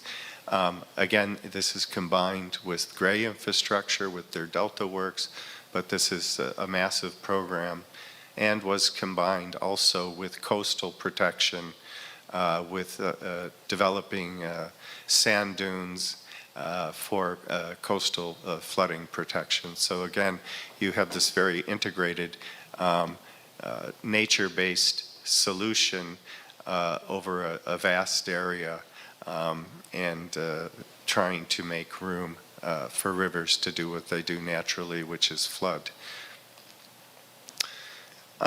Lastly, let me talk a little bit about adaptation and water at basin scale. Now, this is experience from the PRC, and this is the Yellow River Basin, which is an incredibly important basin in China. It's the second largest river basin next to the Yangtze, and while being an incredibly big an important basin, it's very water scarce. It only has 2% of the water resources in the entire PRC, where the Yangtze is 45%.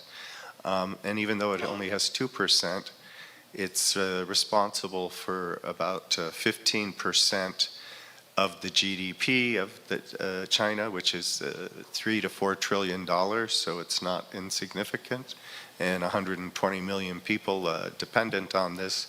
And so a program embarked with the Chinese government, and this was with the Asian Development Bank and other partners, was to look at the river as an ecological corridor as a basis for sustainable development.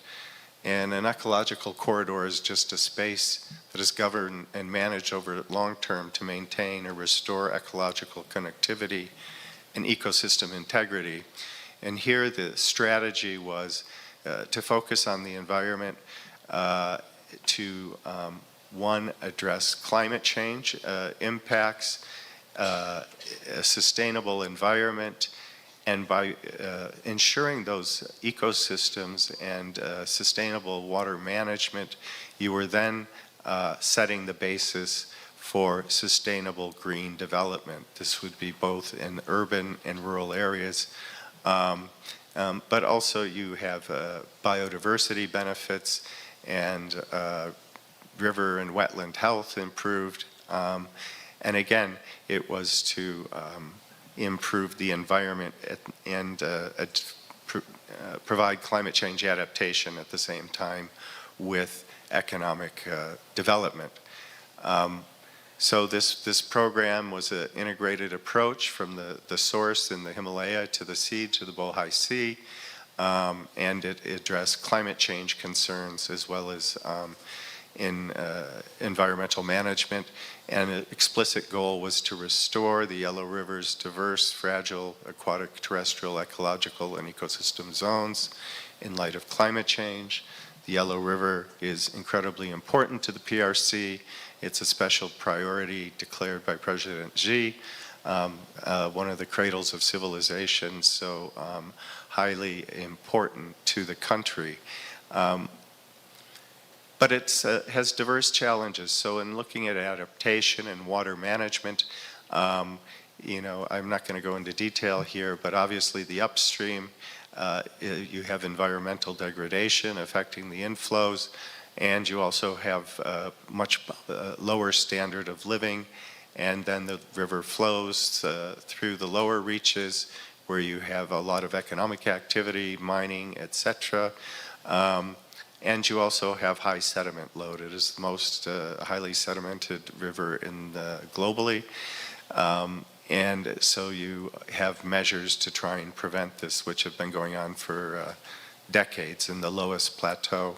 And then in the downstream, you have a very confined channel, which is prone to scarcity, but also with extreme events and tremendous engineering efforts still are not enough to prevent flooding. I think people recall the floods of 2021 in Zhengzhou, where you saw the people trapped in subway cars and flooding, and over 300 people died. So these extreme events will increase, and the government recognizes this. So adaptation is critical to water management. And the framework approach is, yes, infrastructure is important, but institutional strengthening is critical to get adaptation in place. This is improved governance structures. The river flows across 9 separate entities, provinces, and autonomous areas. There was a Yellow River Basin law that's recently been passed that looks at adaptation explicitly and addresses Bohai Sea, so it's source to sea. You have cooperation frameworks and really bringing all of the government and stakeholders together. Innovative finance was critical to this, private sector solutions, and getting the private sector to invest in nature-based solutions where they would benefit is an important part of this. There were eco-compensation and payment for ecosystem services, for instance, for good agricultural practices to farmers. You had financial intermediary loans, which is loans to small businesses or farmers, where environment and climate were part of the criteria for lending. And you also had land value capture and those proceeds used for environmental finance, plus a lot of technology and data, and then knowledge management was important. Now, part of the reason that you were able to come up with this framework and approach is you have an incredibly competent river basin agency, the Yellow River Conservancy Commission, that is one of the most technically advanced in the world and does a lot of work outside the Yellow River Basin. And China is by far the most sophisticated partner that the Asian Development Bank ever works with. You also had a national climate change framework that contributed to this, and I think if you want to promote adaptation and water, again, having these policy frameworks, so the National Strategy on Climate Change Adaptation, released 2 years ago, specifically looked at aquatic and marine ecosystems and looked at their adaptability and related that specifically to improved economic and social systems. The basin itself is mentioned in the national strategy as a priority area, and the strategy promotes nature-based solutions. So you have this context at a national level which filters down to the basin and many other mitigation targets as well. So in terms of the thematic areas aligned with the PRC for priorities, strategies, and policies, there was an investment program for water and natural capital management, biodiversity conservation, and nature-based solutions. This was one of the priorities. Climate change mitigation and adaptation was built into all of the investments. Sustainable and efficient agriculture value chains. As mentioned, agriculture is changing, and enhancing the efficiency and productivity of agriculture was critical. Piloting climate-smart regenerative agricultural practices, again, behavior change by farmers, and some of this coming through payment for ecosystem services. And then you had integrated urban, rural, green development and circular economy for improving wastewater, water quality, and again, social equity throughout the basin, giving economic opportunities to the upstream people. So it was not just purely about water management or adaptation, it was an integrated approach to the whole economic development that took this forward. And there was a basin climate change plan being put in place with this, had international support, partly from Asian Development Bank, that looked at climate risk assessment and adaptation measures throughout the entire basin, looked at policy, and again, policy coherence, that provincial and municipal policies aligned with the national policy on adaptation, and all provinces are required to do adaptation plans, again, with addressing water management as a part of this, and a strong emphasis on knowledge and capacity and adaptation planning. Let me quickly finish here. Also, as part of this basin plan, there was biodiversity and natural capital work, and looking at the nexus between nature and climate change and healthy ecosystems and water management. The Henan province did a provincial biodiversity and natural capital plan, but again, this was integrated across the landscape of climate change and water resources to see how you could come at a sustainable solution for all of these things. So really this is trying to do adaptation and water management at a very grand scale, but it's a very unique situation. So finally, what are the lessons from NBS that I want to put forward? And this can be NBS from, again, basin scale in China, or at the community level for a simple detention pond or wetland, is you need strong and committed political leadership and very good coordination, both horizontally and vertically among the relevant agencies. And it can't be one agency driving this, but you do need to have a strong leadership. You need an enabling environment that will help the private sector come in and be encouraged, or at least not discouraged, to be invested by this. And again, this land use value capture is a part of that. For more developing nations, you need to leverage international knowledge and design while adapting to local contexts and engaging local contractors' designs to build capacity. Obviously, in Korea, you're world leaders in design and implementation of nature-based solutions, and that's why we're here in Seoul talking about how you can take it to the next level. I really appreciate the opportunity to be here and learn and listen. You want to innovate, but again, as mentioned, all these co-benefits from nature-based solutions may not be quantifiable into a normal cost benefit, but they should not be discounted, and even qualitatively they can influence decision makers through the citizens. And you need to be inclusive and work with the local communities. I think this lesson came through, and what didn't show up on this last is finance.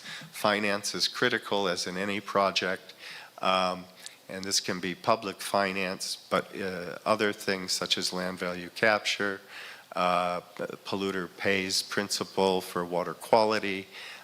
There are many ways to raise money, but the finance has to be in place not only to develop but to maintain. So the last thing, I'd just like to leave a message for any MBS project. While it's important to do the activities, you really need to get the policy framework in place. You need to have the stakeholders engaged, and you have to have sustainable financing and ongoing management in place for the MBS for it to succeed. Thanks for your patience. Thank you very much. 고맙습니다. 혹시 질문 있으신? I'd like to open the floor for any questions. Maybe we can talk more in the panel discussion. 네, 다른 질문이 없으신 것 같습니다. Assuming there are no further questions from the floor, Have his presentation. 여러분 박수 부탁드리겠습니다. Thank you once again. 고맙습니다. 네. so for the general discussion, we can have the more questions and comments.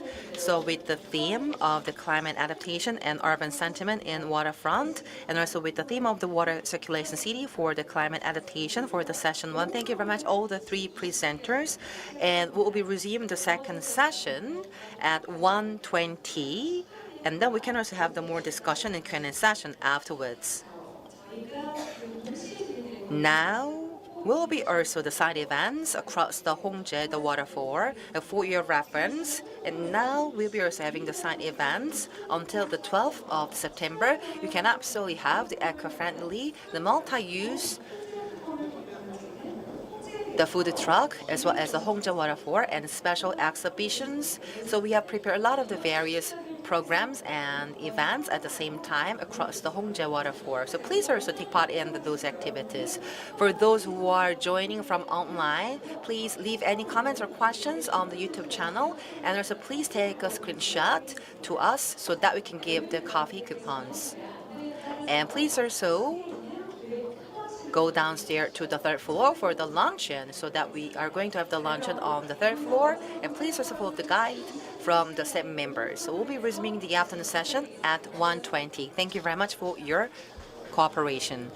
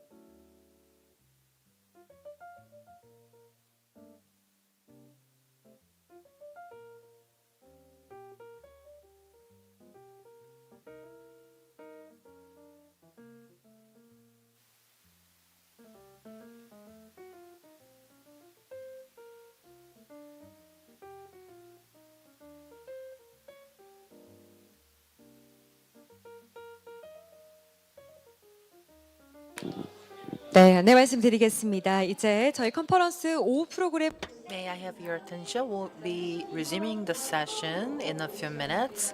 We'll be also having the two presentations and the Q&A and panel discussion. So please be seated for the smooth progress.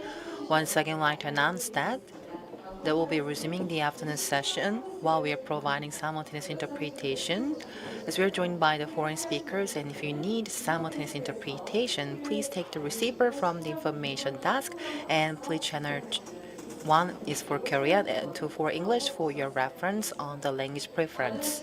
For the smooth operation, please also check your modes in the mobile phones. So please also make sure to change your phones into vibrant or to silent mode.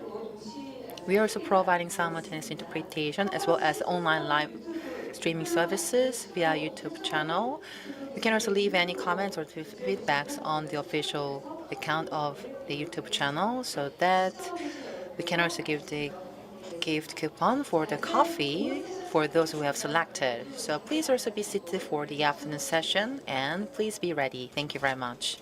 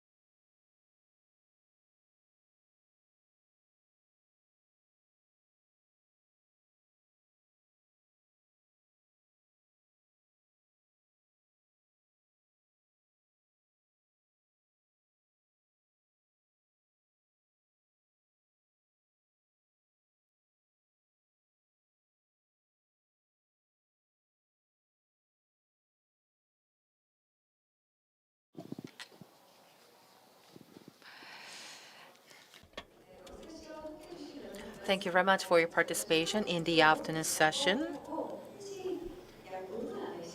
We'll be resuming the session in 5 minutes. We'll be also joined by the guests and speakers in a few minutes, so please be seated and get ready for the afternoon session. Thank you very much for your cooperation. For the session 2, we'll be having the presentation as well as the discussion Q&A session as well.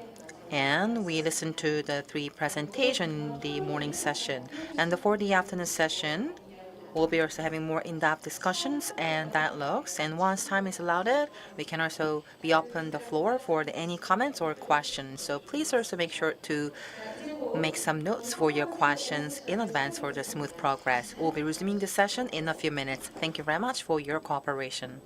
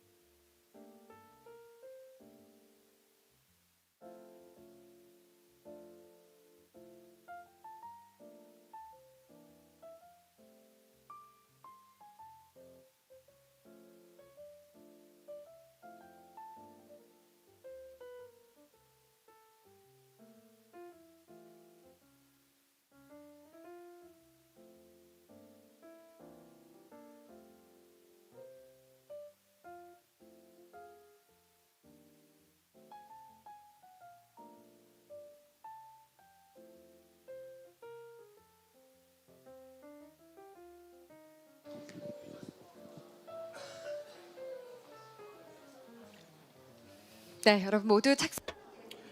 Please take your seats for the smooth operation. We will begin the afternoon session.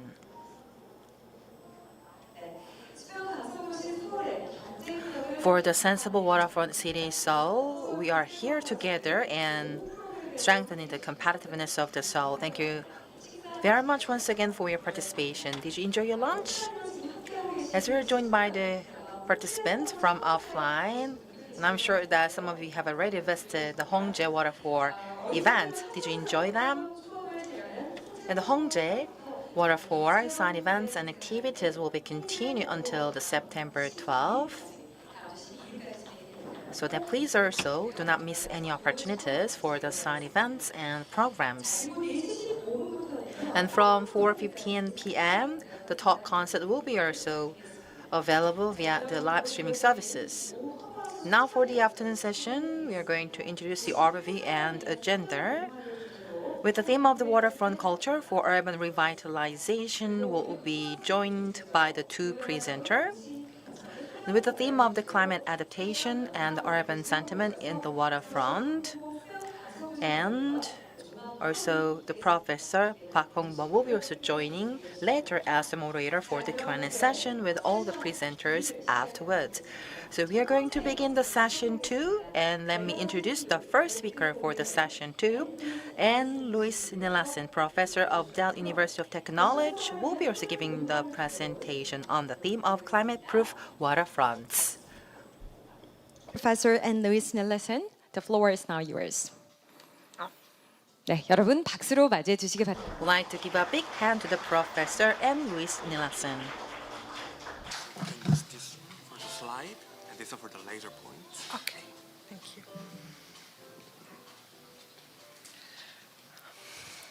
Thank you.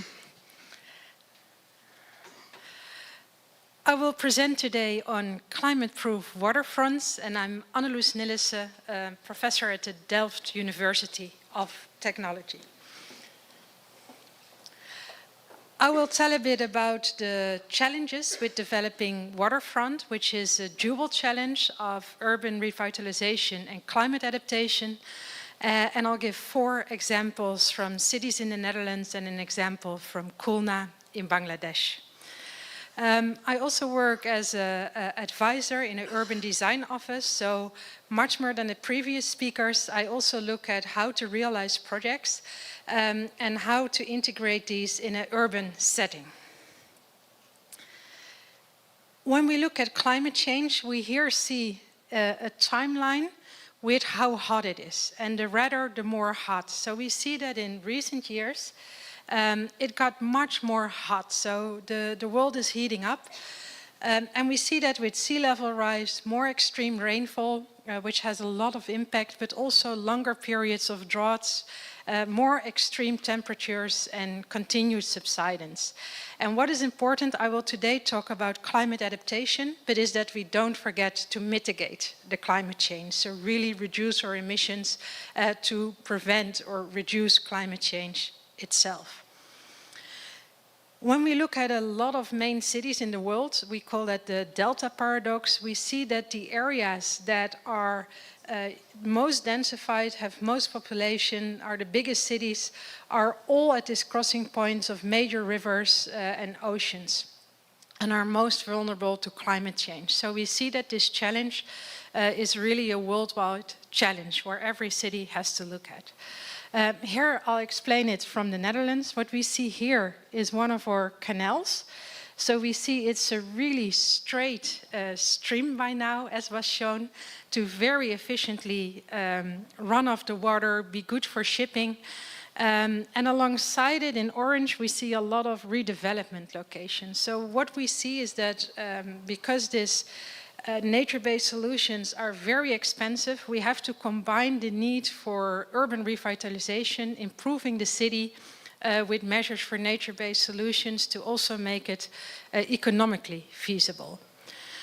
When we look at the Netherlands, I'll talk about these 3 cities, Amsterdam, The Hague and Rotterdam. You will see that we're below sea level. The blue area is below the sea level, and it's all polders having levees to protect us from water from the sea and from flooding from the rivers. That means we have a lot of levees, and sea level rise will mean that all these levees will need to get higher, which is a huge investment. And what we see that happened over time is that we built houses on top of the levees because we thought we knew the exact numbers and we had the water under control. So we had scenarios where we used to know how high does the water come. And that is how we decided how high our infrastructure should be. Houses were built on top of it, and we thought houses would be very flexible, like every 30 years they would disappear. But what we see now is that people really appreciate historic houses. So these houses are more than 100 years old. They're very popular still with people living in this area. But we see that they reduce the flexibility of the levees. So we have to do a very expensive constructions within the levee to be able to reinforce our infrastructure. So that becomes quite a big investment. Here's an example of one of our seasides. At the seaside, they did have clean water because the water from the sea, it's not usable for drinking, but it is clean for bathing, tourism. So a lot of tourism areas developed. And here we see that the actually levee protecting the country from flooding is here in the middle of the urban area. And one of the challenges is that with climate change, this area, the levee needed to be increased about 10 to 14 meters. So that is a lot if you look from an urban perspective and you look from the street and you know there needs to be a 10 to 14 meter wall. It's very difficult to integrate. And at the same time, there was really this wish to improve the spatial quality and the quality of this area, the tourism. And what we see is there are three completely different areas. An old harbor site, which is really typical along a lot of waterways, that there are old industrial sites that are abandoned or can be transformed and have a very good business case for housing, because housing along the water is very popular, and the houses often have a plus 10% economic value if they have that connection to the water. We have an old village that is really the historic village, and we have a large boulevard that is built around the 70s, and people don't appreciate the architecture that much anymore. What they already did now to protect against the sea and reinforce the area is that they made a new levee that is in front of the area we just saw and really connects all these areas together. So it's really this long line, this boulevard, a bit as here with the river projects that has a lot of places for recreation and seating and has this very large beach.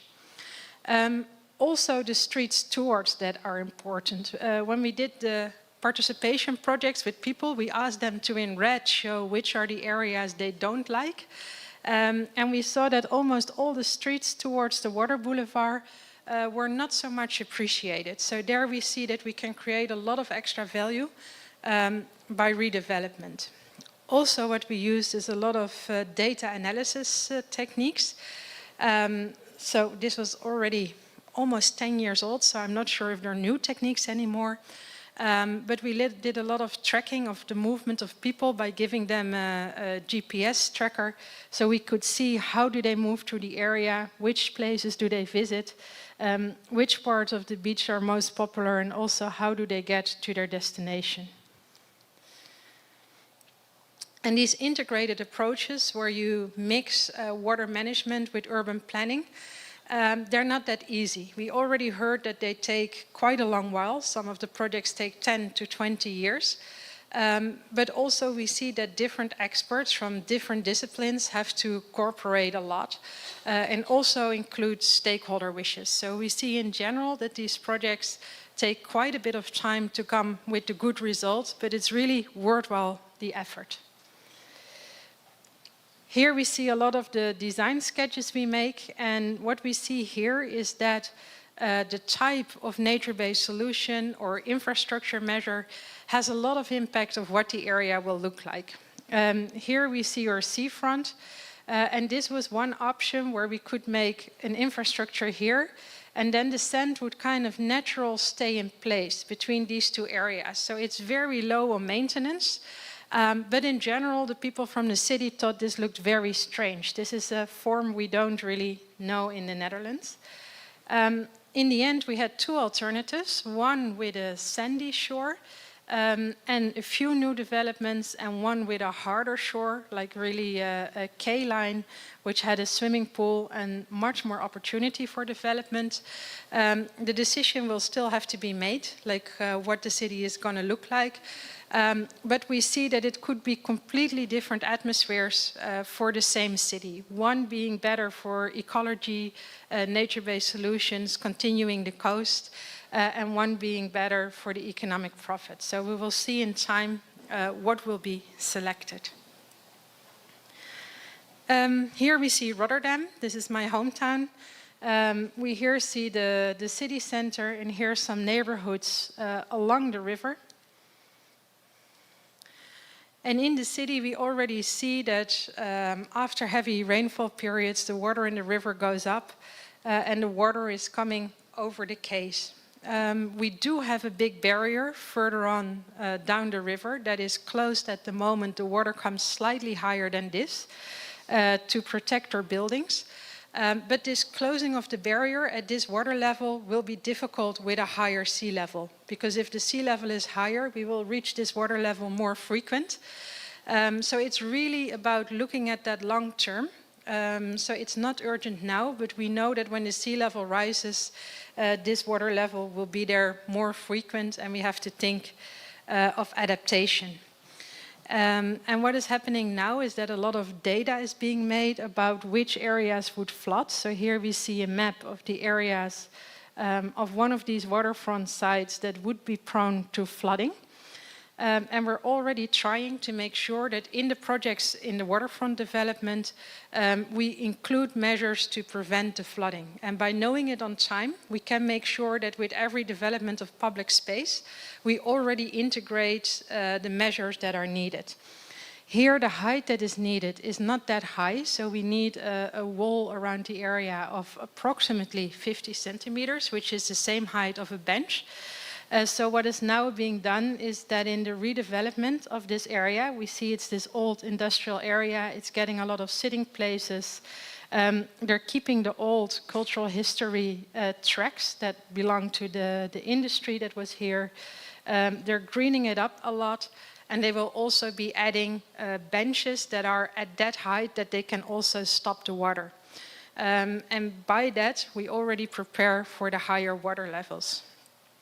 What we see in this waterfront development is that they are also creating new land. So this is the current harbor quay, and it's a very hard quay. So it's the quay, and then we have deep water, which was needed for the ships to come to the quay.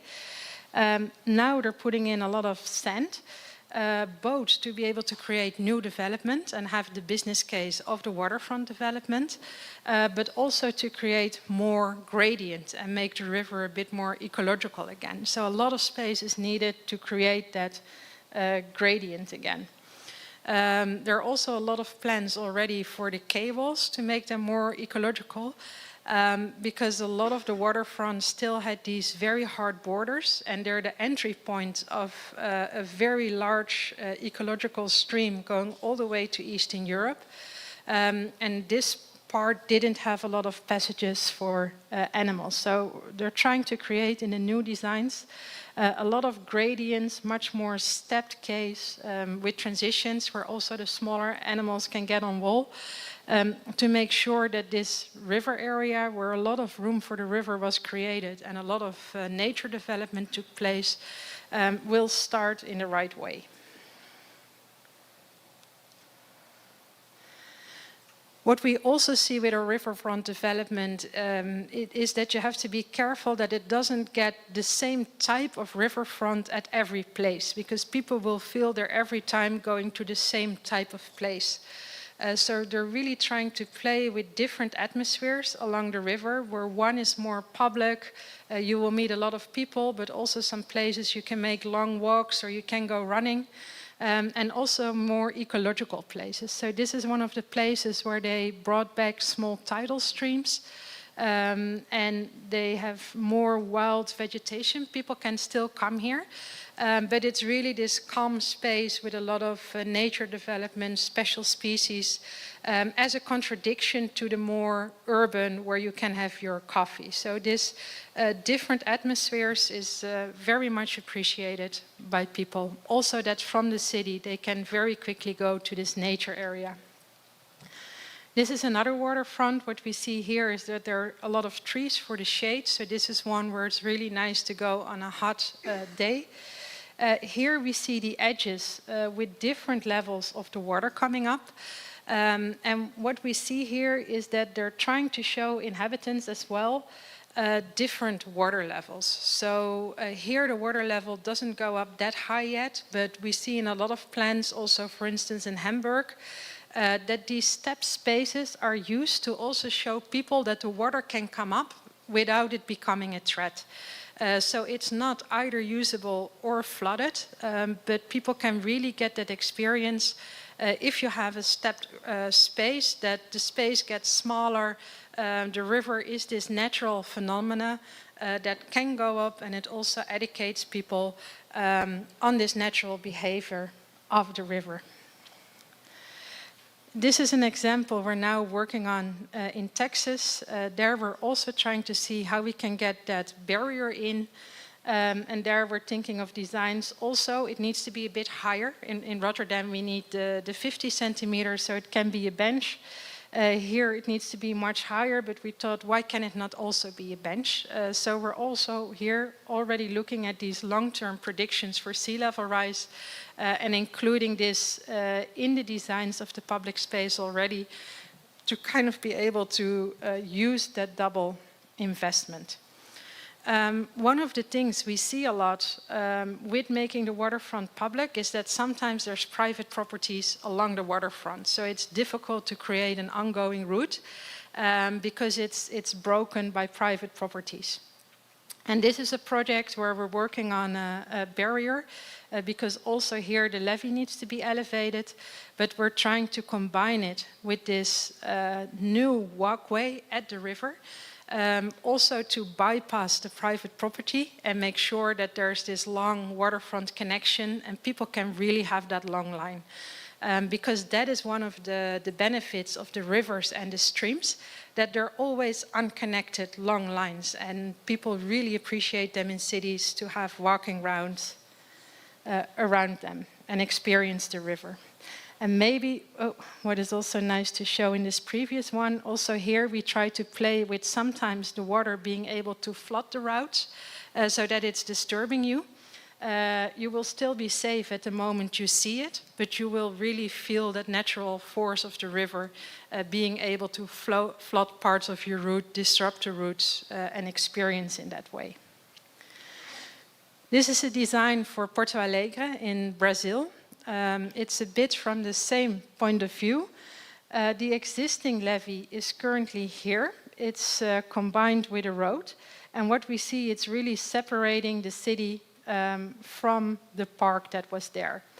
The new levee we propose here is to really have this passerelle, like this walkway going into the river, making the river park much bigger, but also really creating that experience from on the river, that you're really in the water, seeing the river, instead of just being next to the water. What we looked at here is to make sure, like we saw in The Hague, that all the connections are nicely tapped on, so that we're really connecting to the different routes, and that also we create different walking routes of different lengths. So people can really choose whether they want to do almost an all-afternoon walk going past the whole city, or they want to do a very small walk and have a coffee on a pavilion. But we're really here extending the zone of this water-land gradient. Then Amsterdam, our capital city, which has the station next to the water, and it really developed this new waterfront. And also here we see two types of waterfront, the more urban and the more natural for a slow walk.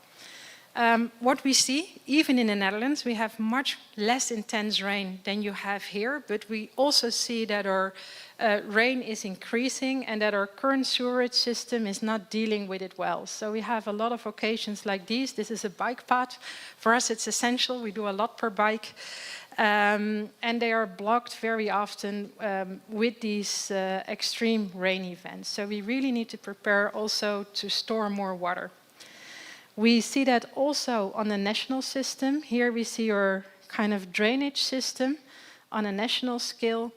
And this is engineered at a level where almost at 5 to 10 centimeters we control the water level. But with climate change, the water from all these areas will need to be drained.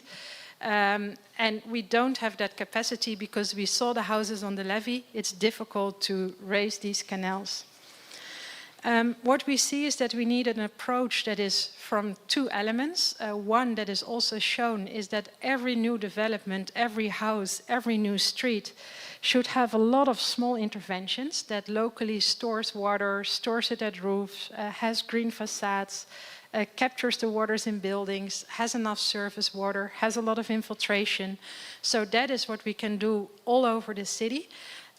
What we see in the Netherlands, and I think here as well, is next to all these small interventions that really reduce the amount of runoff, we also need large strategic interventions. And here we see an example of how that could be done.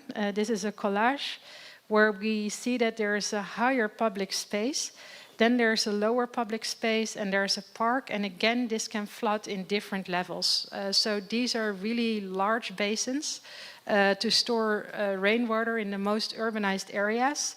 And here as well, it can come up to the first level, which will be a few times a year, and then it can overflow the first level, which is once a year event. And again, people will really experience that water without really getting in danger, but it will really change the atmosphere of the space.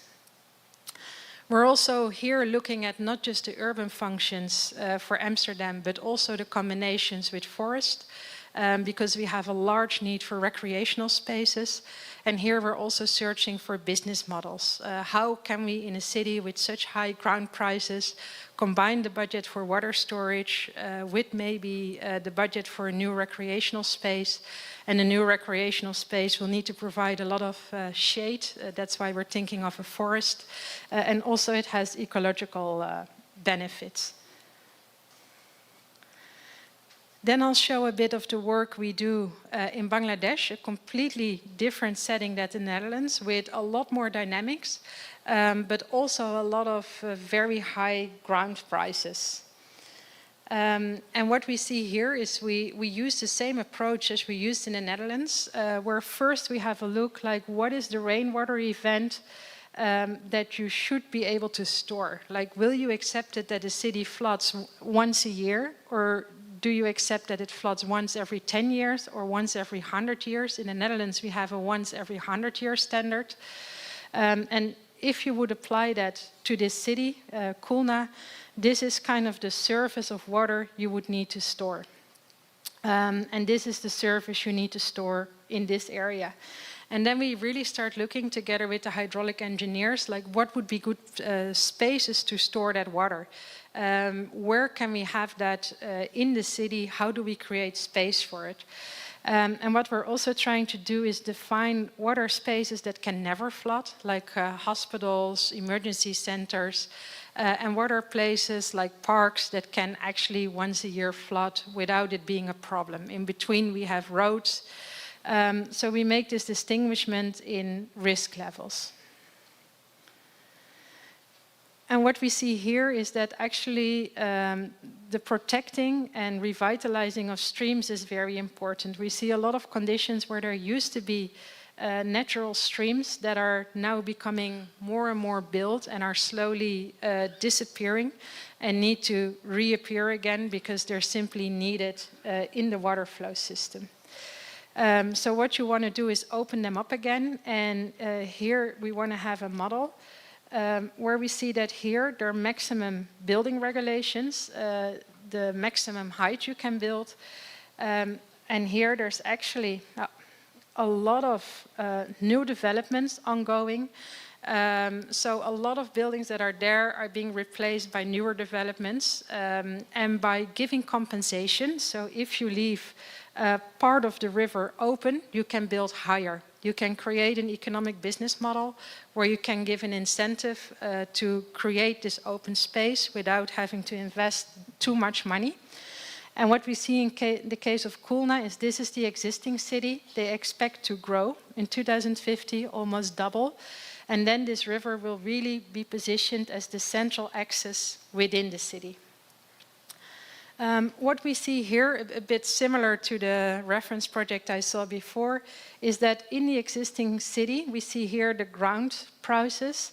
Red is the highest price, green is the lowest price, and in the existing city, it's very expensive to do this. So the park will be quite narrow. It can be used for water transportation. There's a lot of jamming of the roads, so the water transportation could really be a good opportunity to create. But we see that the real space we can create on what is now the outside of the city. So we get a plan where the central park is more narrow, but it does need these ecological areas to function as an ecological spine. And then at the sides of it, you can still protect unbuilt grounds, and also again create this very long route with different atmospheres, which we see in here. One of the main challenges is the water quality. It's also a challenge still in the Netherlands, but not as much as here in Bangladesh. Here we see a lot of water plants that are there because there are so many nutrients in the water, and also here we see that the waterfront became private. So you really see that that first step in making attractive waterfronts is to clean up the water. And also here we use the bridges to create that public waterfront again, where needed to bypass private developments. And also a lot of water filtration aspects to purify the water that is there and also supports ecology. Here we see the mobility over water. We also have that in Rotterdam now. It's actually quite a good business case. Although in Rotterdam, I think it's also used a lot by tourists that really enjoy going fast over the river. And what we see in Bangladesh is that we can still do a lot with protecting grounds to be sold for development. So this is an agricultural land. By protecting part of it against buildings, when the city will come, you will keep that space for the river. So that is a very powerful tool. The last thing I wanted to say is that we're here showing examples of the Netherlands and other practices, but a lot of times in the Netherlands in my presentations, I actually use Seoul as an example because to really clear up an area and reset it to its natural stream, it takes a lot of ambition and willpower. In the Netherlands, we do it a bit more moderate, but I'm always very impressed by how these projects got realized and how strong the ambition is to even clear a highway to really arrange this. So that's, I think, also important to know. Thank you.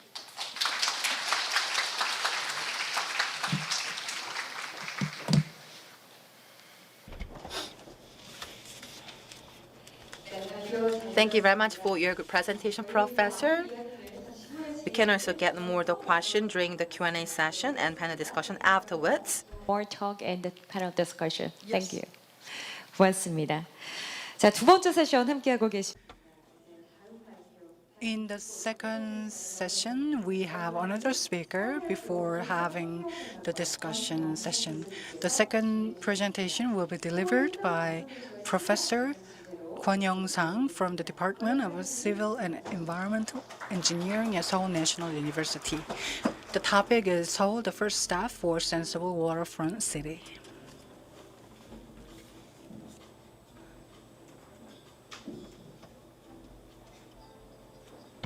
요거에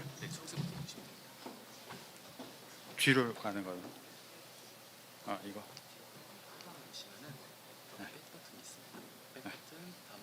레이저. 네, 안녕. Good afternoon, everyone. I'm Kwon Young-sang. I'm a professor at Seoul National University. We have many citizens and presence here. Are you all residents of Seodaemun-gu? Today, I'm going to talk about the first step for sensible waterfront city. Seoul has introduced different policies over the years, and I'm a member of the Urban Planning Committee. This committee has major tasks that include deliberation of Seoul Metropolitan government's policies and policies regarding redevelopment in the urban areas.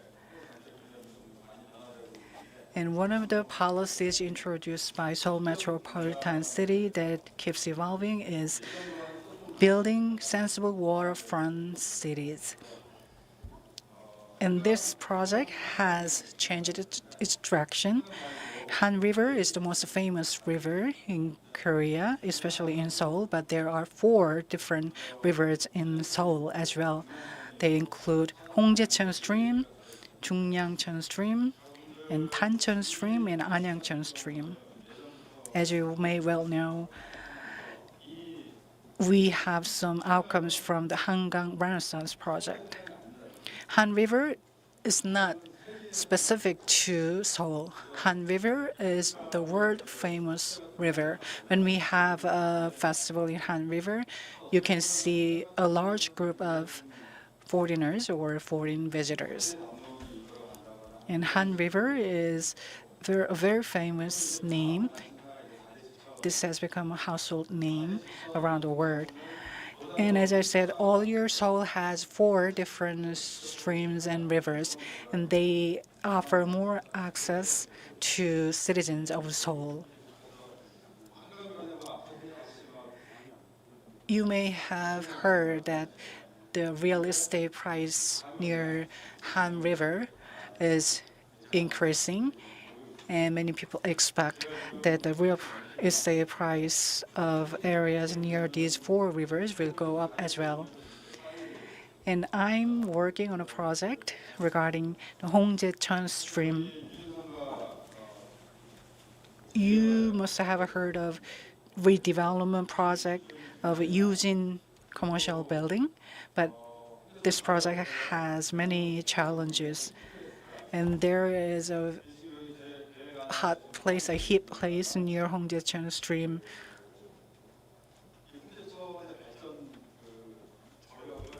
And Yeonnam-dong Forest Street and colleges near there, they are the driving forces behind this project. And all these rivers meet with Han River. And there is also a merry-go-round facility.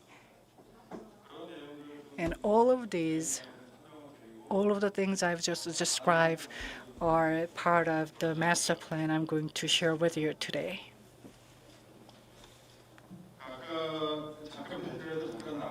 And you already heard about this from the previous speakers. There is a city and there is water, and these 2 have special kind of vague relationships. Let's think about Han River. As I said earlier, there are more rivers in Seoul. What comes to your mind first when we discuss rivers or streams?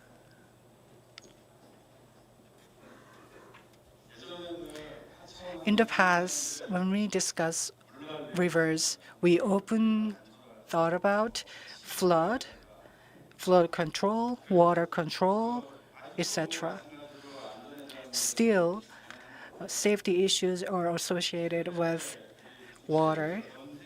But let's talk about the global trend, which is changing, as the slide shows.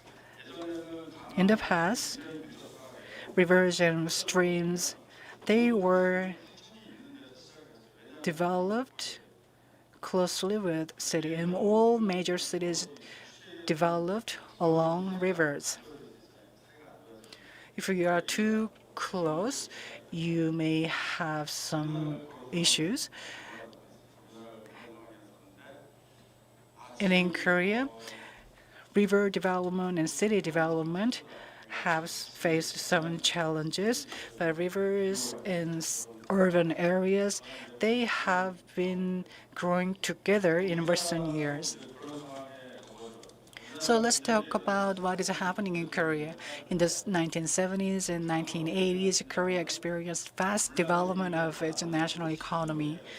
And when it comes to river policies, flood control is the focus. And if you look at the Han River, near the roads near the Han River, you can see the high skyscraper and wide roads. But now Korea is one of the key members of the OECD. So the country is thinking about creating waterfront or water-friendly spaces for people of the country. And these spaces have close relations with real estate prices. If your apartment building is one unit of your apartment building is 1 billion won, and if you have a waterfront near your area, your apartment unit price can go up to more than 1 billion won. It recently had Paris Olympics. Now let me show you some pictures of London Olympics. This is the emblem of the Olympics. You can see the strips in the color of the Olympics. What do you think these mean? These curvy strips. If I ask a question, all of a sudden, no one like it. I will answer my question, so you don't have to worry about it. This is Thames River. Where was the opening ceremony of the Paris Olympic held? It was Seine River.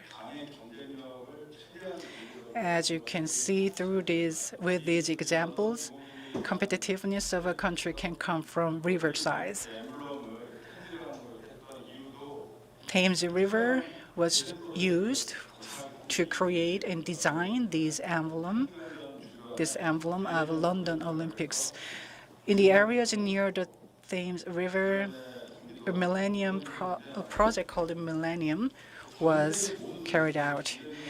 Cities around the world, they are so invested in increasing their competitiveness. What is the best way to increase their competitiveness? They all answer that it is to further develop waterfront spaces. This is the old map of the Korean peninsula. What does the black line represent? They represent mountain ridge. As you can see here, mountain ridges cover the whole area of Korea. Let's reverse the white part and the black part. And black represents rivers across Korea. So you can imagine rivers are covering the whole area of Korea. There are 4 rivers in Seoul, and there are 4 rivers across Korea. And the Korean government has been thinking about policies and strategies to develop these rivers and streams. And Korea is sea-locked by 3 sides, and how to better control and manage water has been closely related to growing the national competitiveness.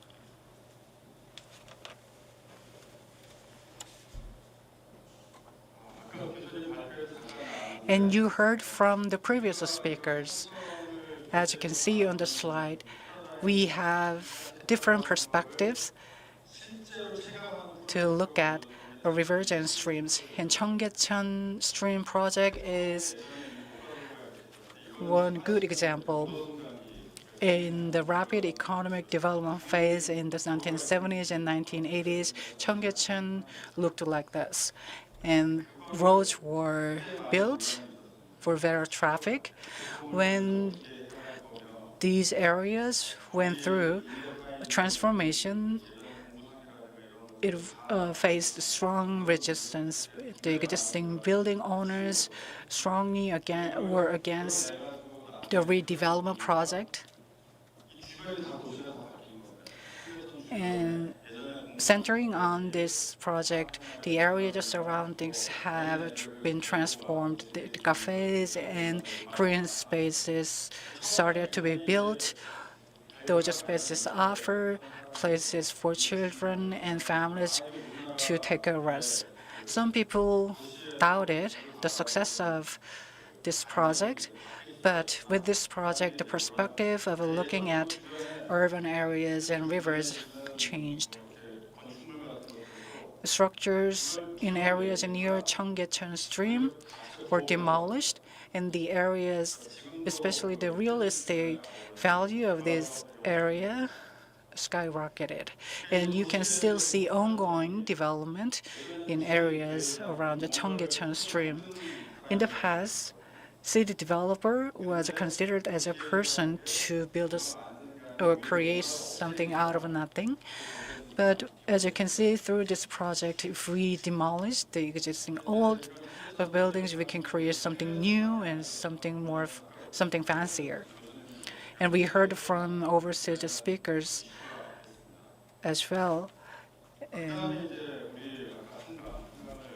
let's take a look at Han River. Han River represents Korea's economic success. And you can see these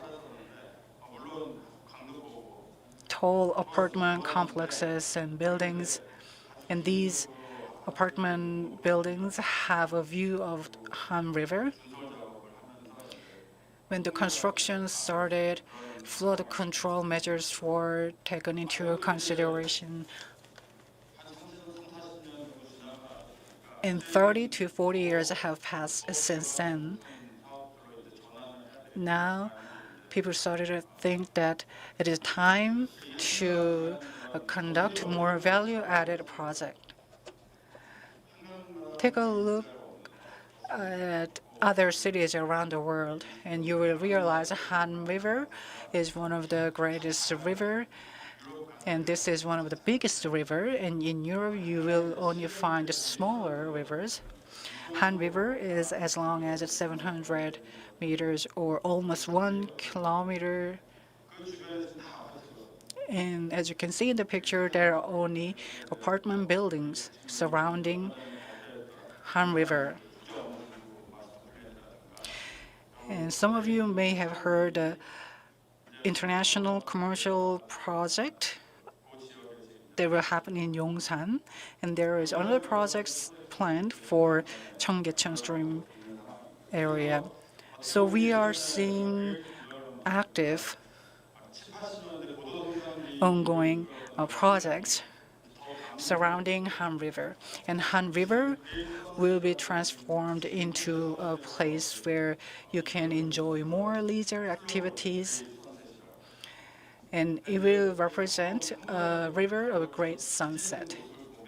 If you look at this sunset, you will realize that Korea should be proud of this resource. And this place can offer more waterfront spaces for citizens. You can see some ships as well and piers as well. And this is a picture that I took while I was on a ferry.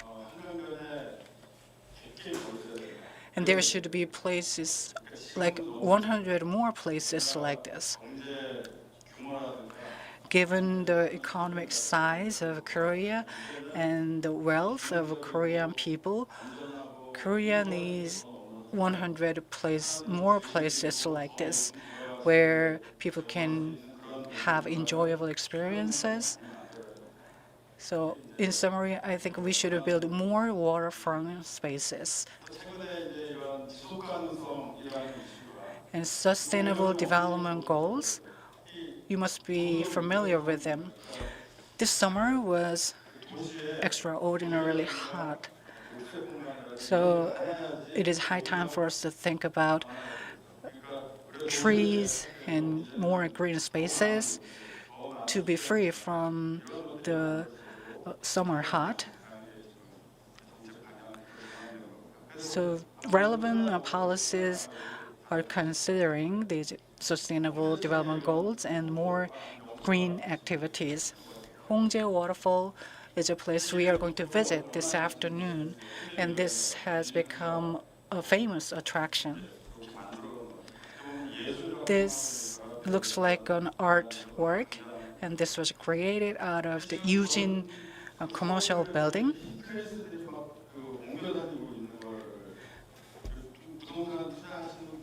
I think if you are interested in real estate or property, you realize that there are many places that attract people's attention across Seoul. And Seongsu-dong is one of the must-visit places for people in recent years. And Hongjaecheon area, I think it will be the next. It will be the next hot area.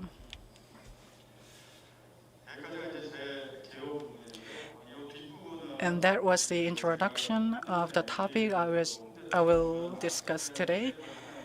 As I work on establishing a master plan for Hongjaecheon Stream project, I'd like to share more details with you, and I will try to make my presentation easier for the citizen to understand.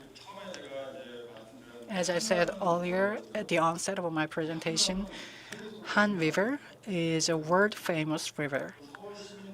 And Seoul citizens, I believe they want to have easy access to Han River. But there are 4 rivers or 4 streams in Seoul. So Seoul citizens want waterfront areas near their neighborhood. And that should be the primary goal of sensible waterfront city project in Seoul. So Seoul needs to build a waterfront space that offers easy access to Seoul's citizens. This is the scope of the Seoul's Sensible Waterfront City project. If I can talk about in more technical terms, waterfront space area is areas 500 meters away from water. You may think this is large enough to cover the whole Seodaemun-gu area, but under this project, we set a smaller space as a waterfront space. For example, let's say there is an area subject to redevelopment, and the width of the area could be 200 meters or up to 300 meters. And we have some government officials in the audience, and they may think differently. There is an urban management division and river management division in local governments. There are 2 different divisions. Even if they are talking about Hongjaecheon area, for example, they are talking about 2 different things. In urban space division people, they are talking about one thing, and river management division people, they are talking about another thing. And citizens want to increase the value of their property or real estate by having waterfront spaces near their neighborhood. But my point is that these 2 different divisions and local governments and citizens should work together to create waterfront spaces. That is why I became responsible for this project as a master planner. Yes, it is important to increase urban competitiveness of Seoul, but equally important is to improve quality of life of citizens of Seoul. So Seoul Metropolitan Government have announced projects and initiatives for development around these 4 rivers in Seoul. Now we are talking about areas surrounding waterfront spaces. This is also part of Seoul's policy. If you look at the areas surrounding Hongjaecheon area, you will be impressed by the natural beauty and the enriching natural environment. We have Beltway near here. It used to have a heavy steel sculpture, but it was transformed into an art piece. And it used to be great infrastructure, but it was transformed into green infrastructure. So Seodaemun-gu has high potential. I'm not saying this just because I'm now in Seodaemun-gu participating in this conference. And we have Hongjae waterfall and other green spaces near here. So areas surrounding Hongjaecheon stream are improving and being developed. So we have this plan for Hongjaecheon area, and this plan can be rolled out to Jungnangcheon stream, Anyangcheon stream, and Tancheon stream. So the plan for Hongjaecheon stream is the basic plan. As a master planner, I took a walk around the areas, and I often spotted underused areas and old areas and spaces. So they need to be redeveloped. More town or other redevelopment projects have been introduced in recent months. But let's think about redevelopment projects. Infrastructure, building more infrastructure is a prerequisite for redevelopment projects. So having necessary infrastructure should be ensured. But some redevelopment projects are too focused on creating profits. So more effective planning methods will be needed. And what is also important is that redevelopment project often focuses on specific areas or specific buildings. But this type of project needs planning that can cover areas surrounding this specific building or specific area.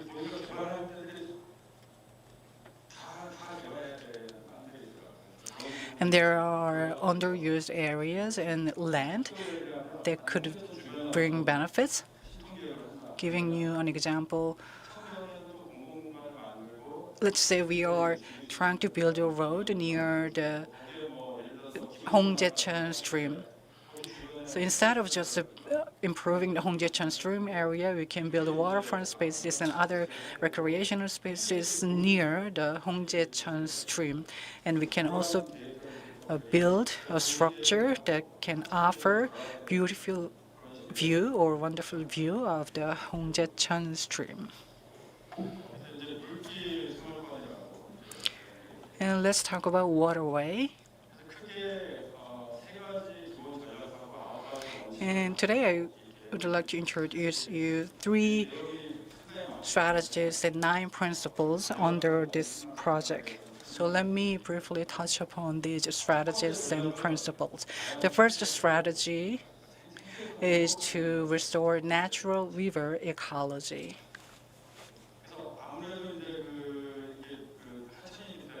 Since we are talking about rivers, and especially Hongjaecheon stream has different conditions at mainstream or upper stream and at midstream and downstream.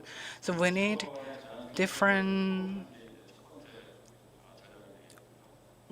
ecological recovery plan specific to each stream. And another thing that we need to be noted is to have measures to prevent flooding. We have more advanced flood prevention technologies or measures. We used to build high concrete walls, but that breaks access for citizens to have near the waterfront areas. But now we have more advanced methods and methodologies, so we don't have to build a high concrete wall. And you heard from the previous speaker briefly about this new technology and method. And this can be part of the flood prevention design. Next is managing the landscape and waterfront facility design. In Korea, construction service providers used to design this landscape and facilities, but they didn't give enough attention to citizens' access to these areas. So we need to have another perspective, a new perspective on design of waterfront facilities. Embankment, their role is not just preventing flooding. They should be designed in a way that citizens can enjoy the waterfront areas.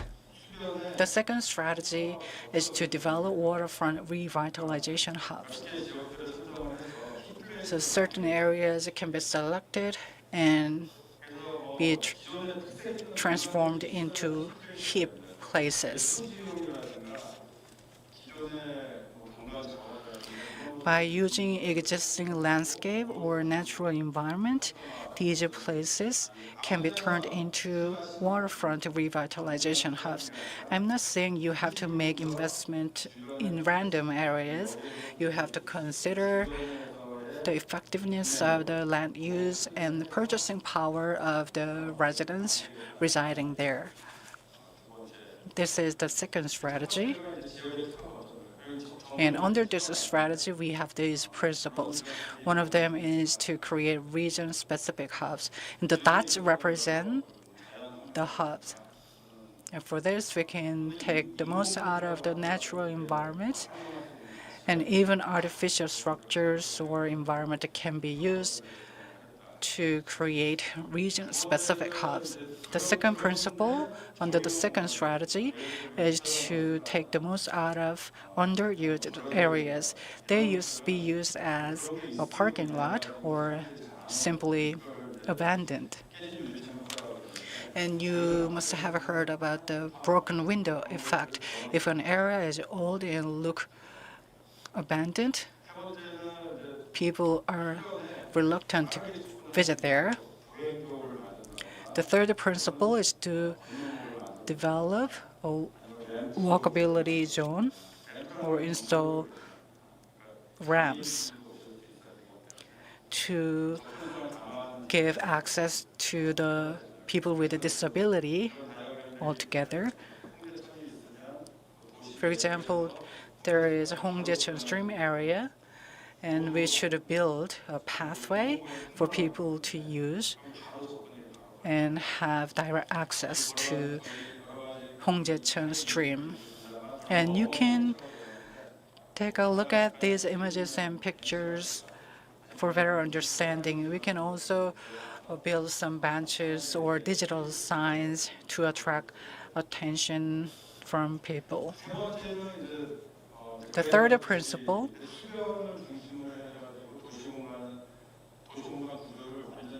is to reorganize urban structure so that people have more access to waterways or waterfront spaces. And to make these strategies to be realized, we can come up with so many different projects. including redevelopment projects. We can build parks along waterfront, and we can also build public libraries. Since the population is aging, we need more elderly care facilities. Those facilities can be built along the waterfronts so that better care services can be offered. The second principle under the third strategy is to link waterfront amenities and hotspots. Let's take a look at the map. You can see the path that connects Hongjaecheon Stream and Yeonnam-dong Forest Street.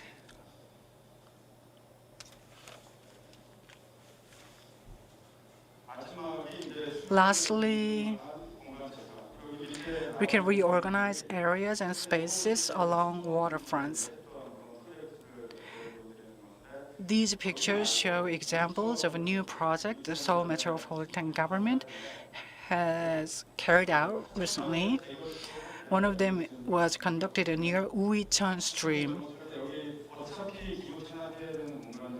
There are spaces that should be donated for free. And this is a public land. This is not a park. This is a public park. This is not just a park. This is a public park. And this park is built along the waterfront in the picture.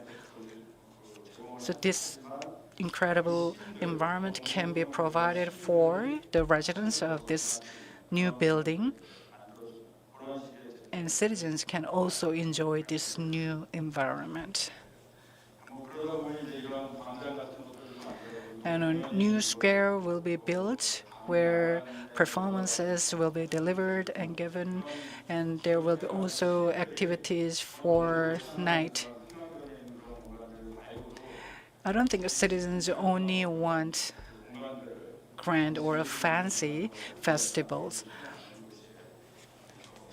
So the Sensible Waterfront City project aims to provide places for Seoul citizens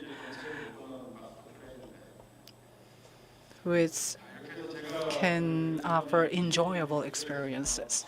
As a master planner of this project, I made policy suggestions and proposals. One of the proposals is about governance that highlights the importance of collaboration between different divisions in local governments. You can also be helped or supported by influencers. And to improve relevant laws and regulations, we need more new perspectives at the National Assembly. In the long term, we have this plan. Seoul took its first step to build a sensible waterfront city, and Hongjaecheon Stream area has been the leading example of showing Seoul's commitment. And I have been involved in this project for quite long. And one of my students did this analysis when he wrote his thesis paper. And by using big data, this student examined how many people made a visit to Hongjaecheon Stream area. I think you must be familiar with these areas. And the student analyzed the data sourced from cell phones of the visitors, and he found out that there is a specific place that people visit at night, and there is another place that people visit during day. As you can see here, I think Seoul Metropolitan City already is aware of this. Hongjaecheon Stream area can be a leading example and can be a good example and precedent for the rest of the three rivers in Seoul. Rivers, waterways, cities confluence. As I used an analogy at the onset of my presentation, these three are coming together.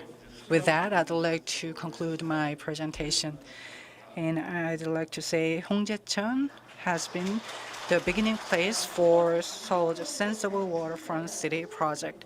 Yes, he highlighted that Hongjaecheon stream is the first place for Seoul's sensible waterfront city project. It was a very interesting presentation.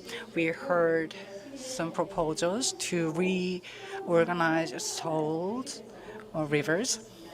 And we also heard good examples of waterfront activities. How to build region-specific hubs were also presented by the professor. Thank you so much for your insightful comments and opinions. With that, we've completed 5 presentations from 5 different speakers. In these 2 sessions, we discussed urban water circulation for climate change adaptation and waterfront culture for urban revitalization.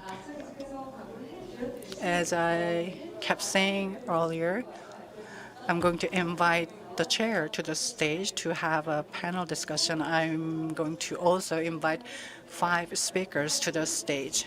So please stay with us until the very end. We are reorganizing the stage for panel discussion.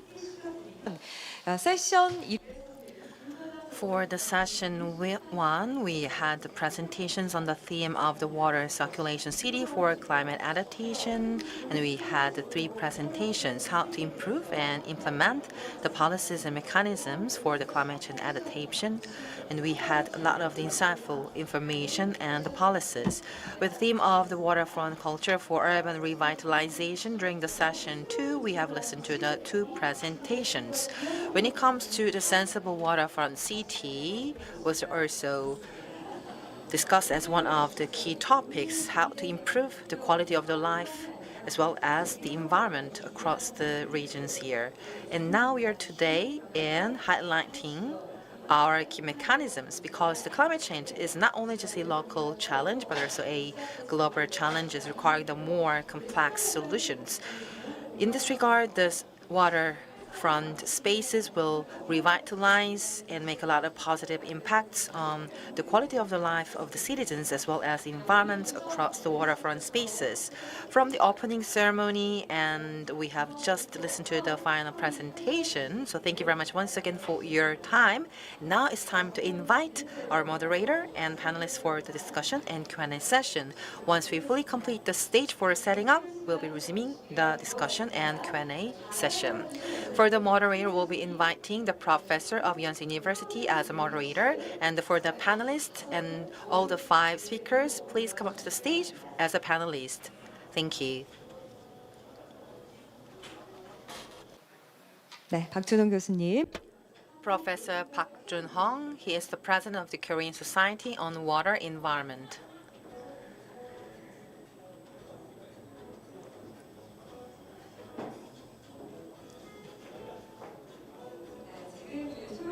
Now we are also providing the online live streaming services via YouTube. And I've also checked the YouTube channels, and there are actually a lot of the questions and inquiries that we have collected on the YouTube channel. With the theme of the sensible waterfront city, and as we have the key topic of the climate adaptation and urban sentiment in Waterfront, now we are having very in-depth discussion and presentation. And as we have the side event afterwards during the afternoon later at the Hongjae Waterfall, and please also take any chance to participate in the side events and the programs if you can. When it comes to the questions or the comments, and please also take any screenshot so that please send them to us, and we'll be also select some of you so that we can deliver the gift coupon for coffee vouchers. I'm sure that we are fully ready for the panel discussion right now. And let me pass the microphone. And it's the floor is yours, President and the moderator of the Korean Society on Water Environment. Would like to proceed the panel discussion right now.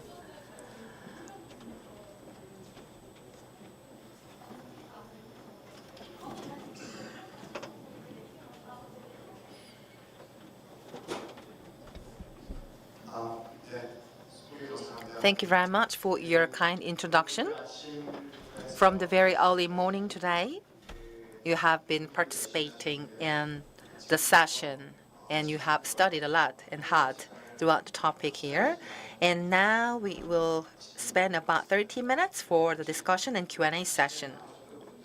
I'm sure that some of you were not attending the morning session, but let me introduce myself. I am Professor Park Joon-hong of Yonsei University and also the President of Korean Society on Water Environment of Korea.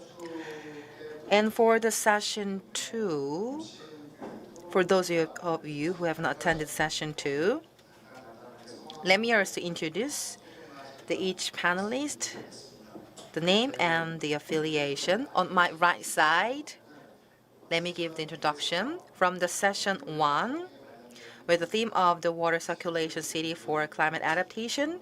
The technical parts were our key topics, and we had the professor of Kongju National University, Mr. Kim Lee-hyung, and from the Asia Development Bank, he was the former Director General of the ADB. We're also joined by the Thomas Panella. I'd like to welcome him with a big hand. He's also the chair of the Steering Committee Action Platform for Source to Sea Management. And next to me, we're also joined by Bhuwan Thapa, Assistant Professor of Geography and Planning of Appalachian State University.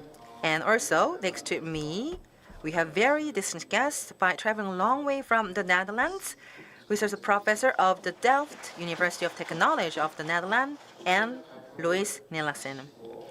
And we also have the professor, the master planner, and the full professor of Seoul National University. His name is Kwon Young-sang. Indeed, for the session 1 and 2, we only have very limited time, so that we could not collect a lot of the questions from the floor. So we'll be also collecting the more questions from the floor, if you have. And among the panelists, there will be some questions already among panelists and speakers on the stage. So for the panelists and also for the floor in the audience, please feel free to ask any question. And for the session 1, when it comes to the water culture, and the perspective was very holistic, and the making approaches for the climate adaptation is one of very key interests from the citizens who are taking part in the session today. In this regard, we'd like to also focus on the waterfront culture for urban revitalization. Will be one of the most key interesting topic. So that why don't we first cover and also share the questions on the session 2 theme and then session 1 theme afterwards. So Professor N. Louis Nillesen. So regarding the presentation by the Professor N. Louis Nillesen during the session 2, if you have any questions regarding her presentation, please raise your hand to deliver your question so that we can deliver the microphone. Hi, thank you so much for your talk. My name is Bokjin Ro. I'm a research professor at Sungkyunkwan University in South Korea. I have a question about your case study on Rotterdam. You mentioned that you try to create different atmospheres in different spots. And I'm wondering who gets to decide, okay, A types of kind of strategy for this site and the B types of strategy for this site. Yeah. There's coordination.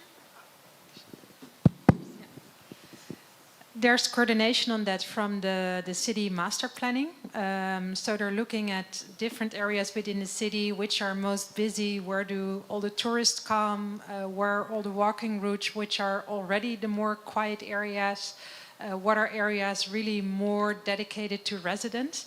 And based on that, they make a kind of river and citywide strategy with different spaces. Of course, also based on the opportunities where there are developments. And when it comes to this tidal river park principle, like softening the edges, they try to really spread that over the city from the ecological function. So it's a very layered approach where different argumentations are taken into creating different types of spaces. And when you travel along the whole river, you can experience the differences.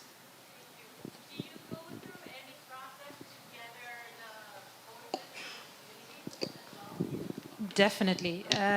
Even in our planning law, it is necessary to consult inhabitants and stakeholders.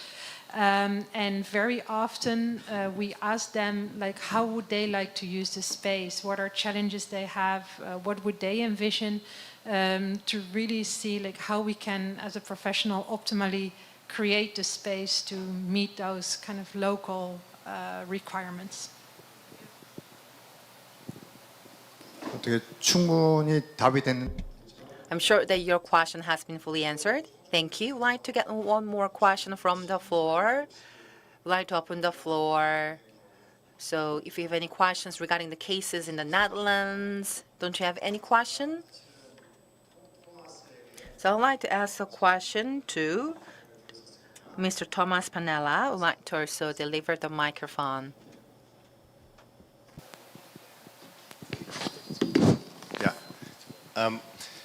I had a similar question.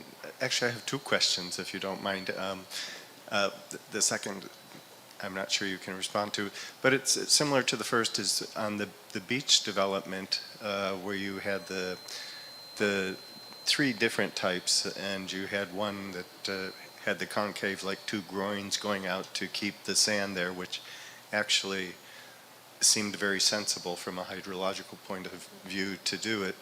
But you said people didn't like that and rejected it. So I'm just wondering how that process worked. And then you said a decision is waiting to be made on which to go with the harder scape or the more beach development. So again, how's that decision process making? And then who is going to own that land and development, because they're going to benefit significantly from the property going in? That's the first question. Yeah, this project for the seafront is a very long-term project. So this is really the first stage where we're looking what would be opportunities and to test, like, would it bring quality to the area or not? And indeed, the design with the two dams, it derives from the hydraulic principles. So when you look at the hydraulic perspective, that would make most sense. So that was kind of a hydrology option.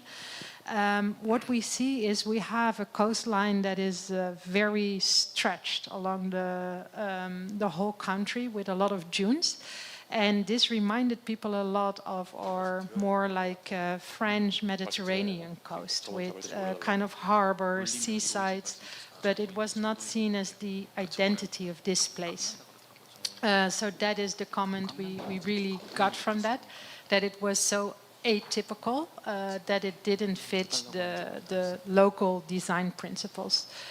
The decision making on this, it's not that there are three designs and we need to choose, but we need at some point to make this decision about the soft extension of the coast or the hard extension.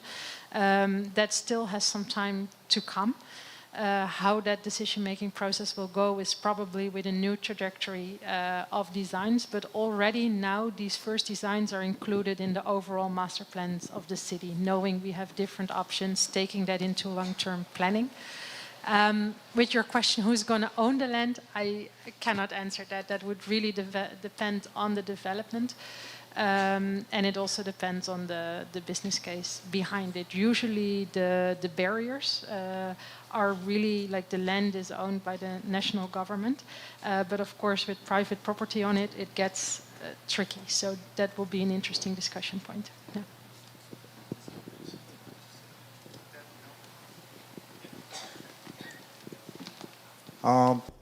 사실은 질문들이 되게 I believe there must be many questions you want to ask, and since we have a lot of experts, we have a great deal of expertise and insights to share. But in the interest of time, I'd like to turn to Professor Kwon Young-sang. Professor Kwon Young-sang has been focusing on Seoul City's project and specifically Hongdaecheon Stream project.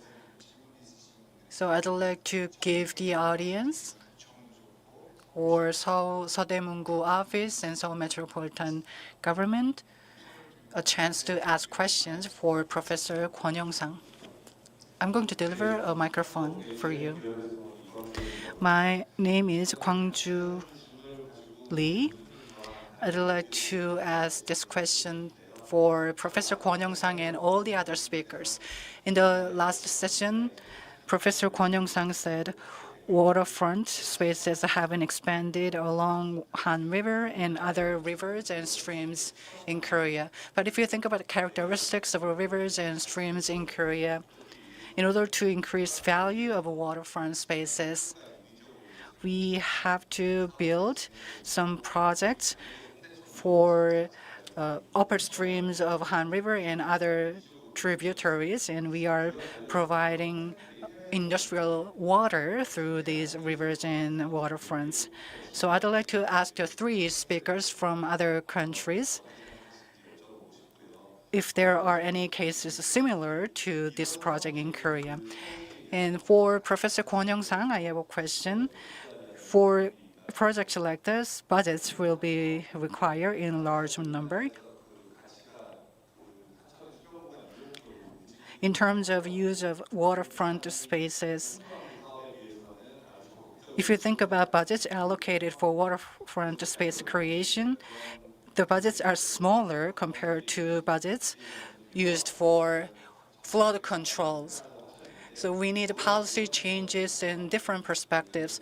So thinking about budgets for waterfront space creation, how much budgets do we need and how we can encourage more allocation of budgets for waterfront spaces? So who's going to answer the question first? For local streams, we need more budgets, and we may have cases or examples from other countries. Any cases that speakers from other countries to share with us? From the carbon neutrality. Yes, I think there are a lot of areas worldwide where now that the water gets cleaner, we're discovering the attractiveness of the waterfronts, and a lot of investments are made in getting to the water, swimming in it, and connecting and reconnecting to that water. So I think everywhere we're coming to the same type of projects, and that importance of coming to the water after the water has been this very dirty, smelly area we wanted to stay away from. So I think there are a lot of good references. I think you're on the forefront when it really comes to also removing the road and really restoring the water in such a hard way. But there are a lot of interesting references also in Germany, have a city, Copenhagen is doing a lot, Toronto, really redid its waterfront. You could almost say it's the contemporary design challenge.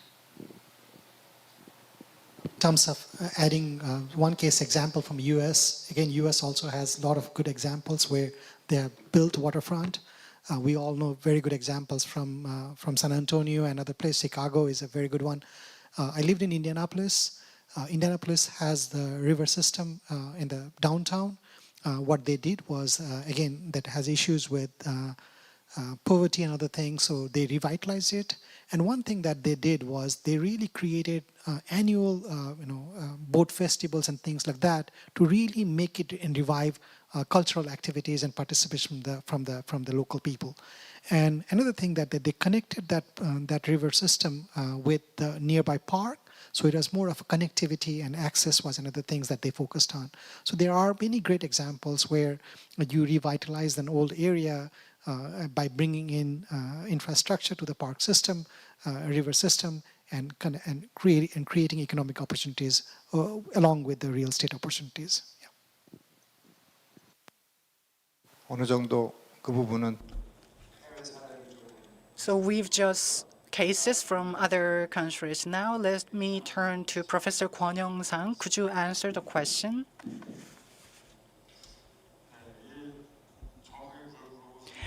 To be honest with you, I didn't quite understand your question. I'm not sure whether I understood your question. I think you asked about budgets for waterfront space creation.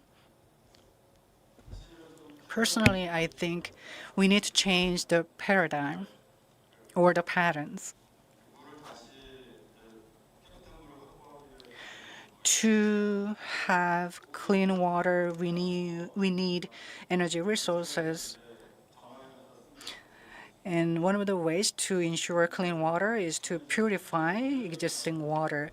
But if you take an economic approach by creating clean water, you can create more values in the areas, and you can provide some areas for residents near in the neighborhood, as you heard from the overseas speakers. And I also visited a BIZ, a company, a couple of days ago. And this company conducted a project based in the US. And this company created an artificial swimming pool. So it was as big as a river. And areas surrounding this artificial swimming pool became tourist attractions.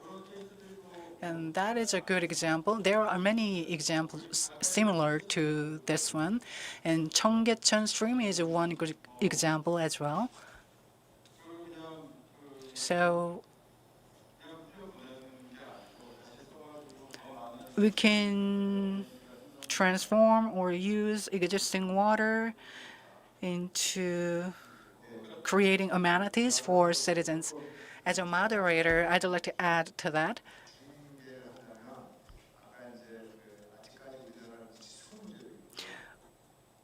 As you pointed out, Korea's policies still focus on flood control and water control. I think your question was about designating special zone at the National Assembly.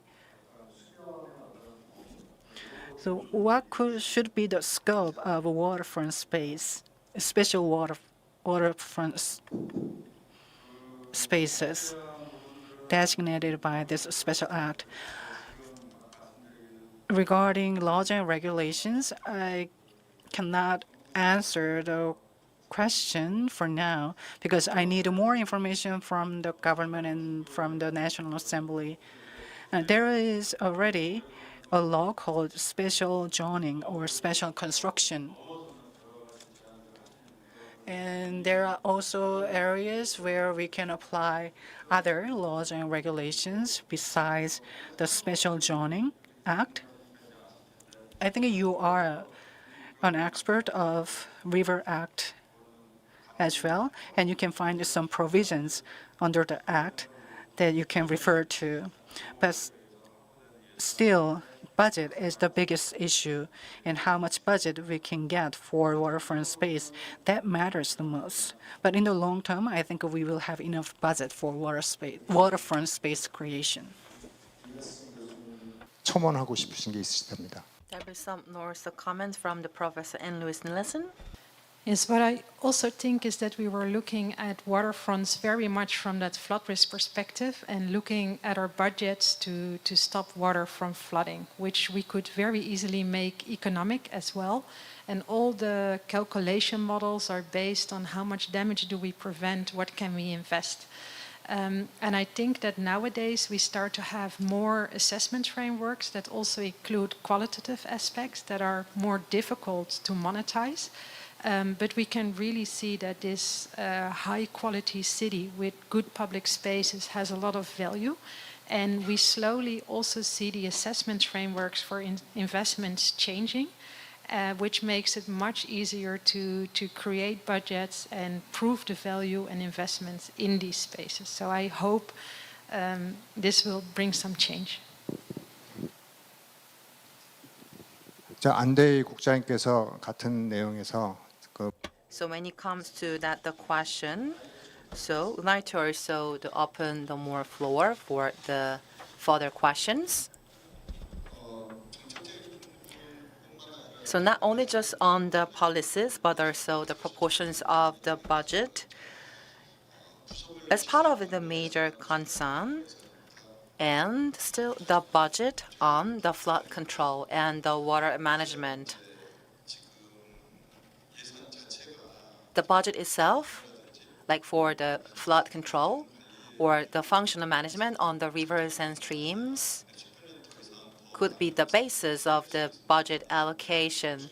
Or I understand your question about whether there may be some possibility to increase budget allocation for the waterfront spaces. There's a lot of the NGO or the activists for the the front spaces. Do you really think that that can be also budget allocated from our divisions of the flood control? Yes, from the divisions of the flood control, not from the division on the water management. About 2 decades ago, the divisions of the culture and the sports was actually the key divisions in promoting the public spaces. There's a lot of the high debates whether, like, who is had to also take the roles and responsibilities in the spaces, ecological spaces. So we cannot really guarantee like how much or who absolutely take the full responsibilities for the budget allocation, because there are some also to overlap the work. In addition, the facilities, even though we had a very initial proposal of the facilities only against the flood control, but still we have the more multi-proposed facilities, like while controlling the flood impacts, but at the same time we can also improve the environment for the making more the recreational spaces for the citizens at the same time. But the problem here is that from the policymakers as well as the technicians, the more we understand the needs of the citizens, the higher the quality of the facilities and complexes can be also built upon. Of course, these are desired outcomes, but requiring the more budget while we are enforcing the flood control, like facilities against the natural disasters, including flood control. But the proportions of the budget allocation cannot be really guaranteed and clearly answered right now. But first, before actually giving that answer, we have to also focus in understanding the characteristics of that particular river and stream, so that we need to have the more review and the more interest by policymakers and technicians in understanding the characteristics, so that we can have the more full, clear pictures on the budget allocation. And I think that I can only answer that spectrum of your question. Thank you. 감사합니다. Thank you so much for your answer. This session is just supposed to be finished by 3, but we started this Q&A session 10 minutes late, so I'm going to spend the next 10 minutes. Does anybody have questions for these 2 speakers in session 2? If not,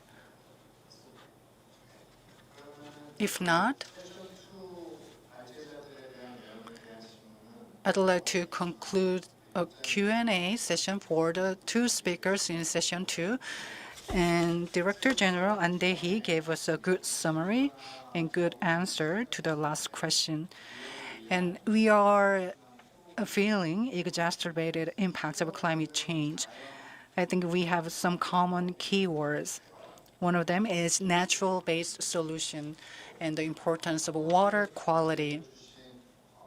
In the first session, Assistant Professor Bhuwan Thapa gave us good comments. Does anybody have questions about the first presentation in the first session?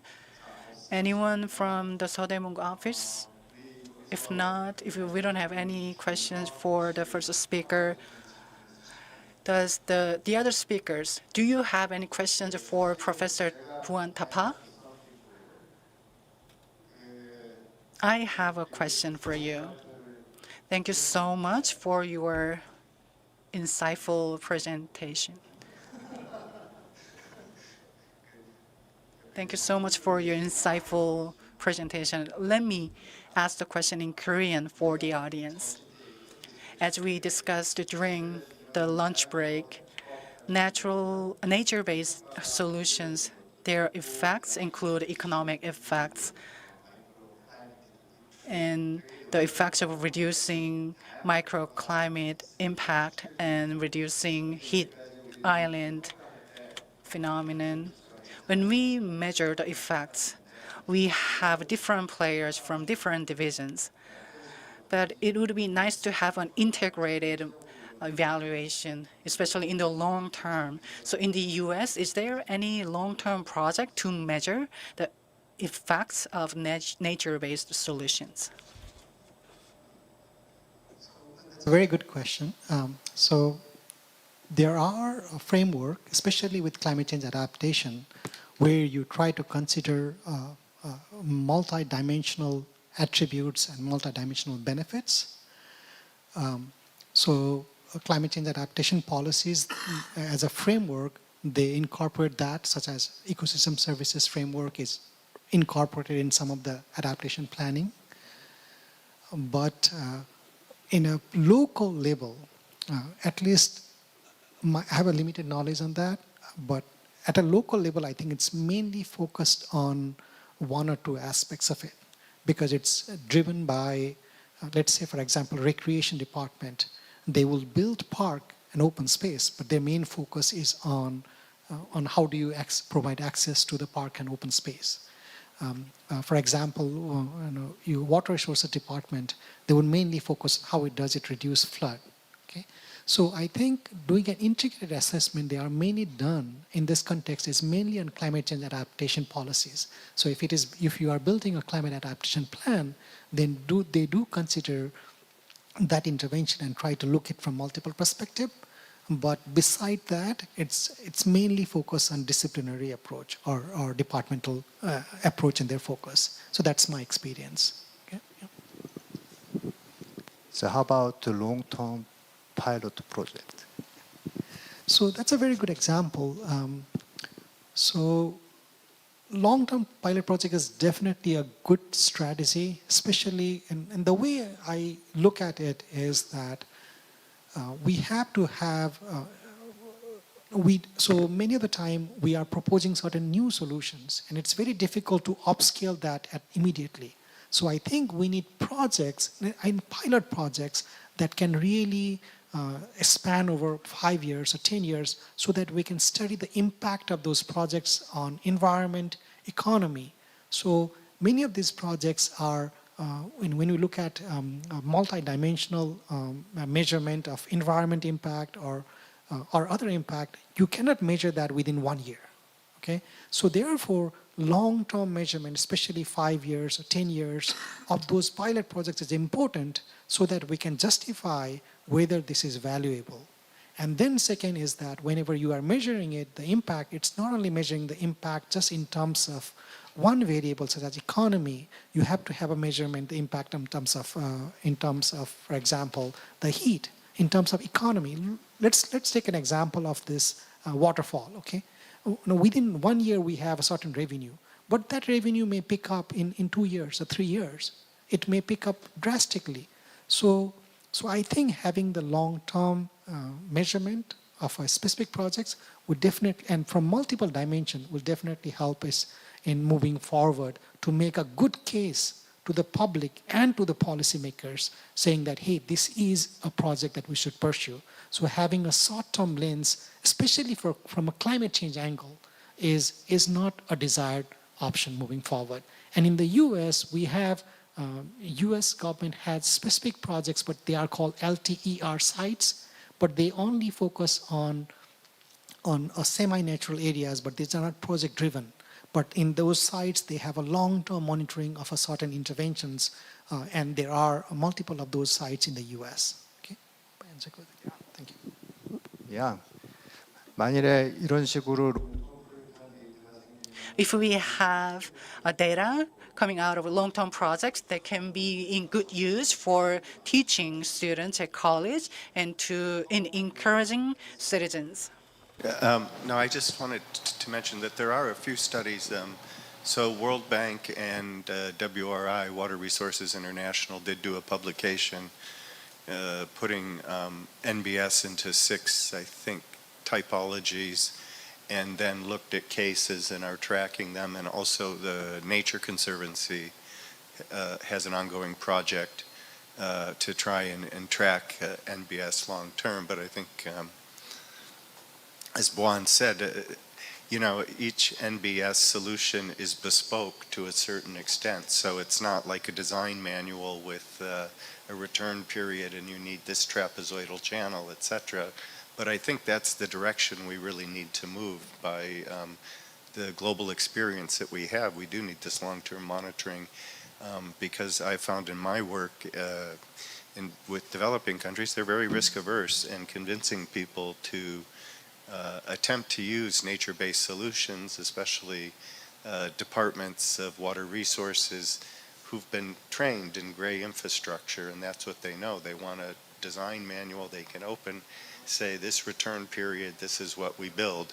But I think if we use that approach with NBS, I think you could help convince a lot of people about the efficacy of them. So I think there has to be a real effort for us to monitor these long-term on multiple parameters, as said, and then come up with some common typologies and effectiveness to help convince planners of the benefits, and not just the economic benefits, but all the co-benefits that we've spoken about.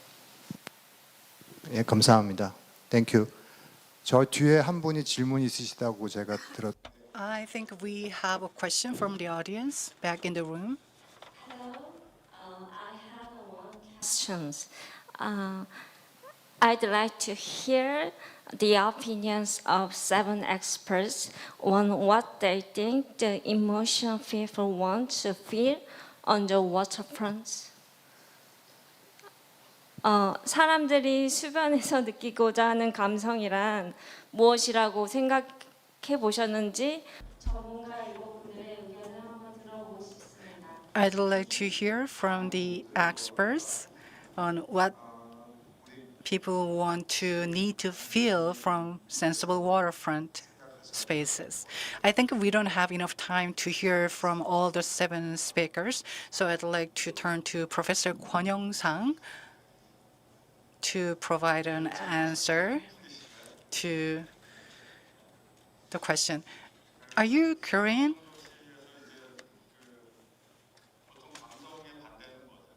What's the opposite word of sensitivity? It's reason.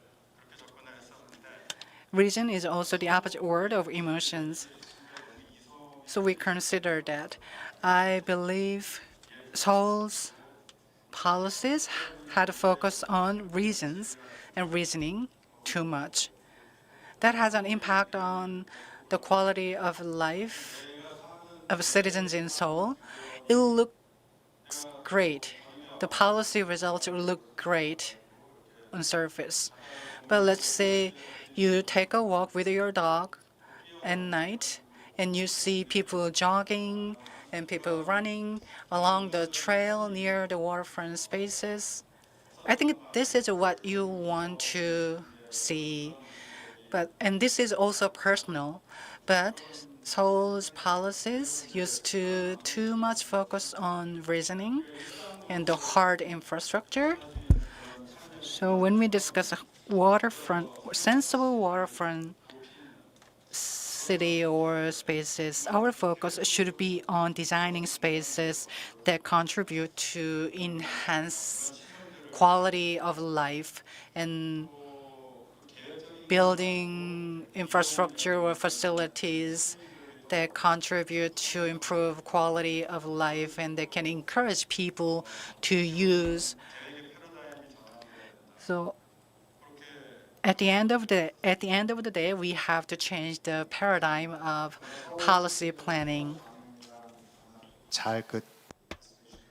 I'm sure that we are still fully aligned with the policies and directions pursued by the Seoul Metropolitan government, as we are joined by the Professor, the Kwon, and also Director, and also Professor Kim, and And I also know that there are some of the questions from the Professor Kim to the Professor Kwon. So the Water Circulation Promotion Act is one of the new act within Korea. So regarding that act, do you have any questions regarding the act to the Professor Kwon? Thank you very much. Let me be brief on my question. As of the last year of the National Assembly, the Water Circulation Promotion Act was legislated as of the last year. Since that time, the water circulation and artificial water circulation were the key mechanisms in the supplying the water resources for the citizens. And there are the designated zone for the specific supply of the water resources so that we can promote the water supply. And in addition, for the ecosystem services, as a part of the key indicator and evaluating the life and environments of the region, so that ecosystem services are being developed as a key indicator and parameter in the future. And to Mr. Kwon, I have also a question, but it can also be related to the policies of the Seoul Metropolitan government. There are a lot of the waterfront spaces which are being developed, including Hongjae Waterfront, and a lot of the facilities and the spaces. Who will be absolutely taking the roles and responsibilities for the maintenance and operation on those facilities across the waterfront spaces? Of course, for the budget, the local governments as well as the stakeholders who are taking a lot of the benefits are to be also absolutely to share the cost, of course. But when it comes to the citizens' engagement, we can also promote more the civic participations and the long term in creating the more jobs in the long period, absolutely, from the waterfront spaces. Do you have any ideas on that, Mr. Kwon? So to Professor Kwon, and I think that we can deliver directly the microphone to the director instead of getting a question and or answer from the professor. And those are really individual questions, but some of the comments or the answers will not be official opinions on behalf of the Seoul Metropolitan government. I assume that I did not really take any opportunity to deliver my comments, and I'm sure that this is the third conference, international conference. For the first conference in 2022, as a part of the questions that I have received is that about the specific characteristics of the waterfront spaces as well as Seoul-style waterfront spaces. And from the time I have been concerning on the definition of the Seoul or the Korea-style waterfront spaces. If you look at a very long time ago in history with the beautiful mountains and the river flowing, and there are a lot of the beautiful pavilions. And for our ancestors, and I think that our ancestors had really the foresighted, the perspective in utilizing their environments. So in addition, when it comes to the notion of the waterfront spaces, I am still concerning about the definition of the waterfront spaces. We cannot only feel complacent with the notion only by looking and only listening to the waterfront spaces. Now it's our time to get directly experienced within waterfront spaces. And I am also concerned how to make more increased access for our citizens into waterfront spaces. Like the citizens or the residents can absolutely jump and can swim within the rivers and streams. And I think that these are really true waterfront spaces with the direct access of citizens.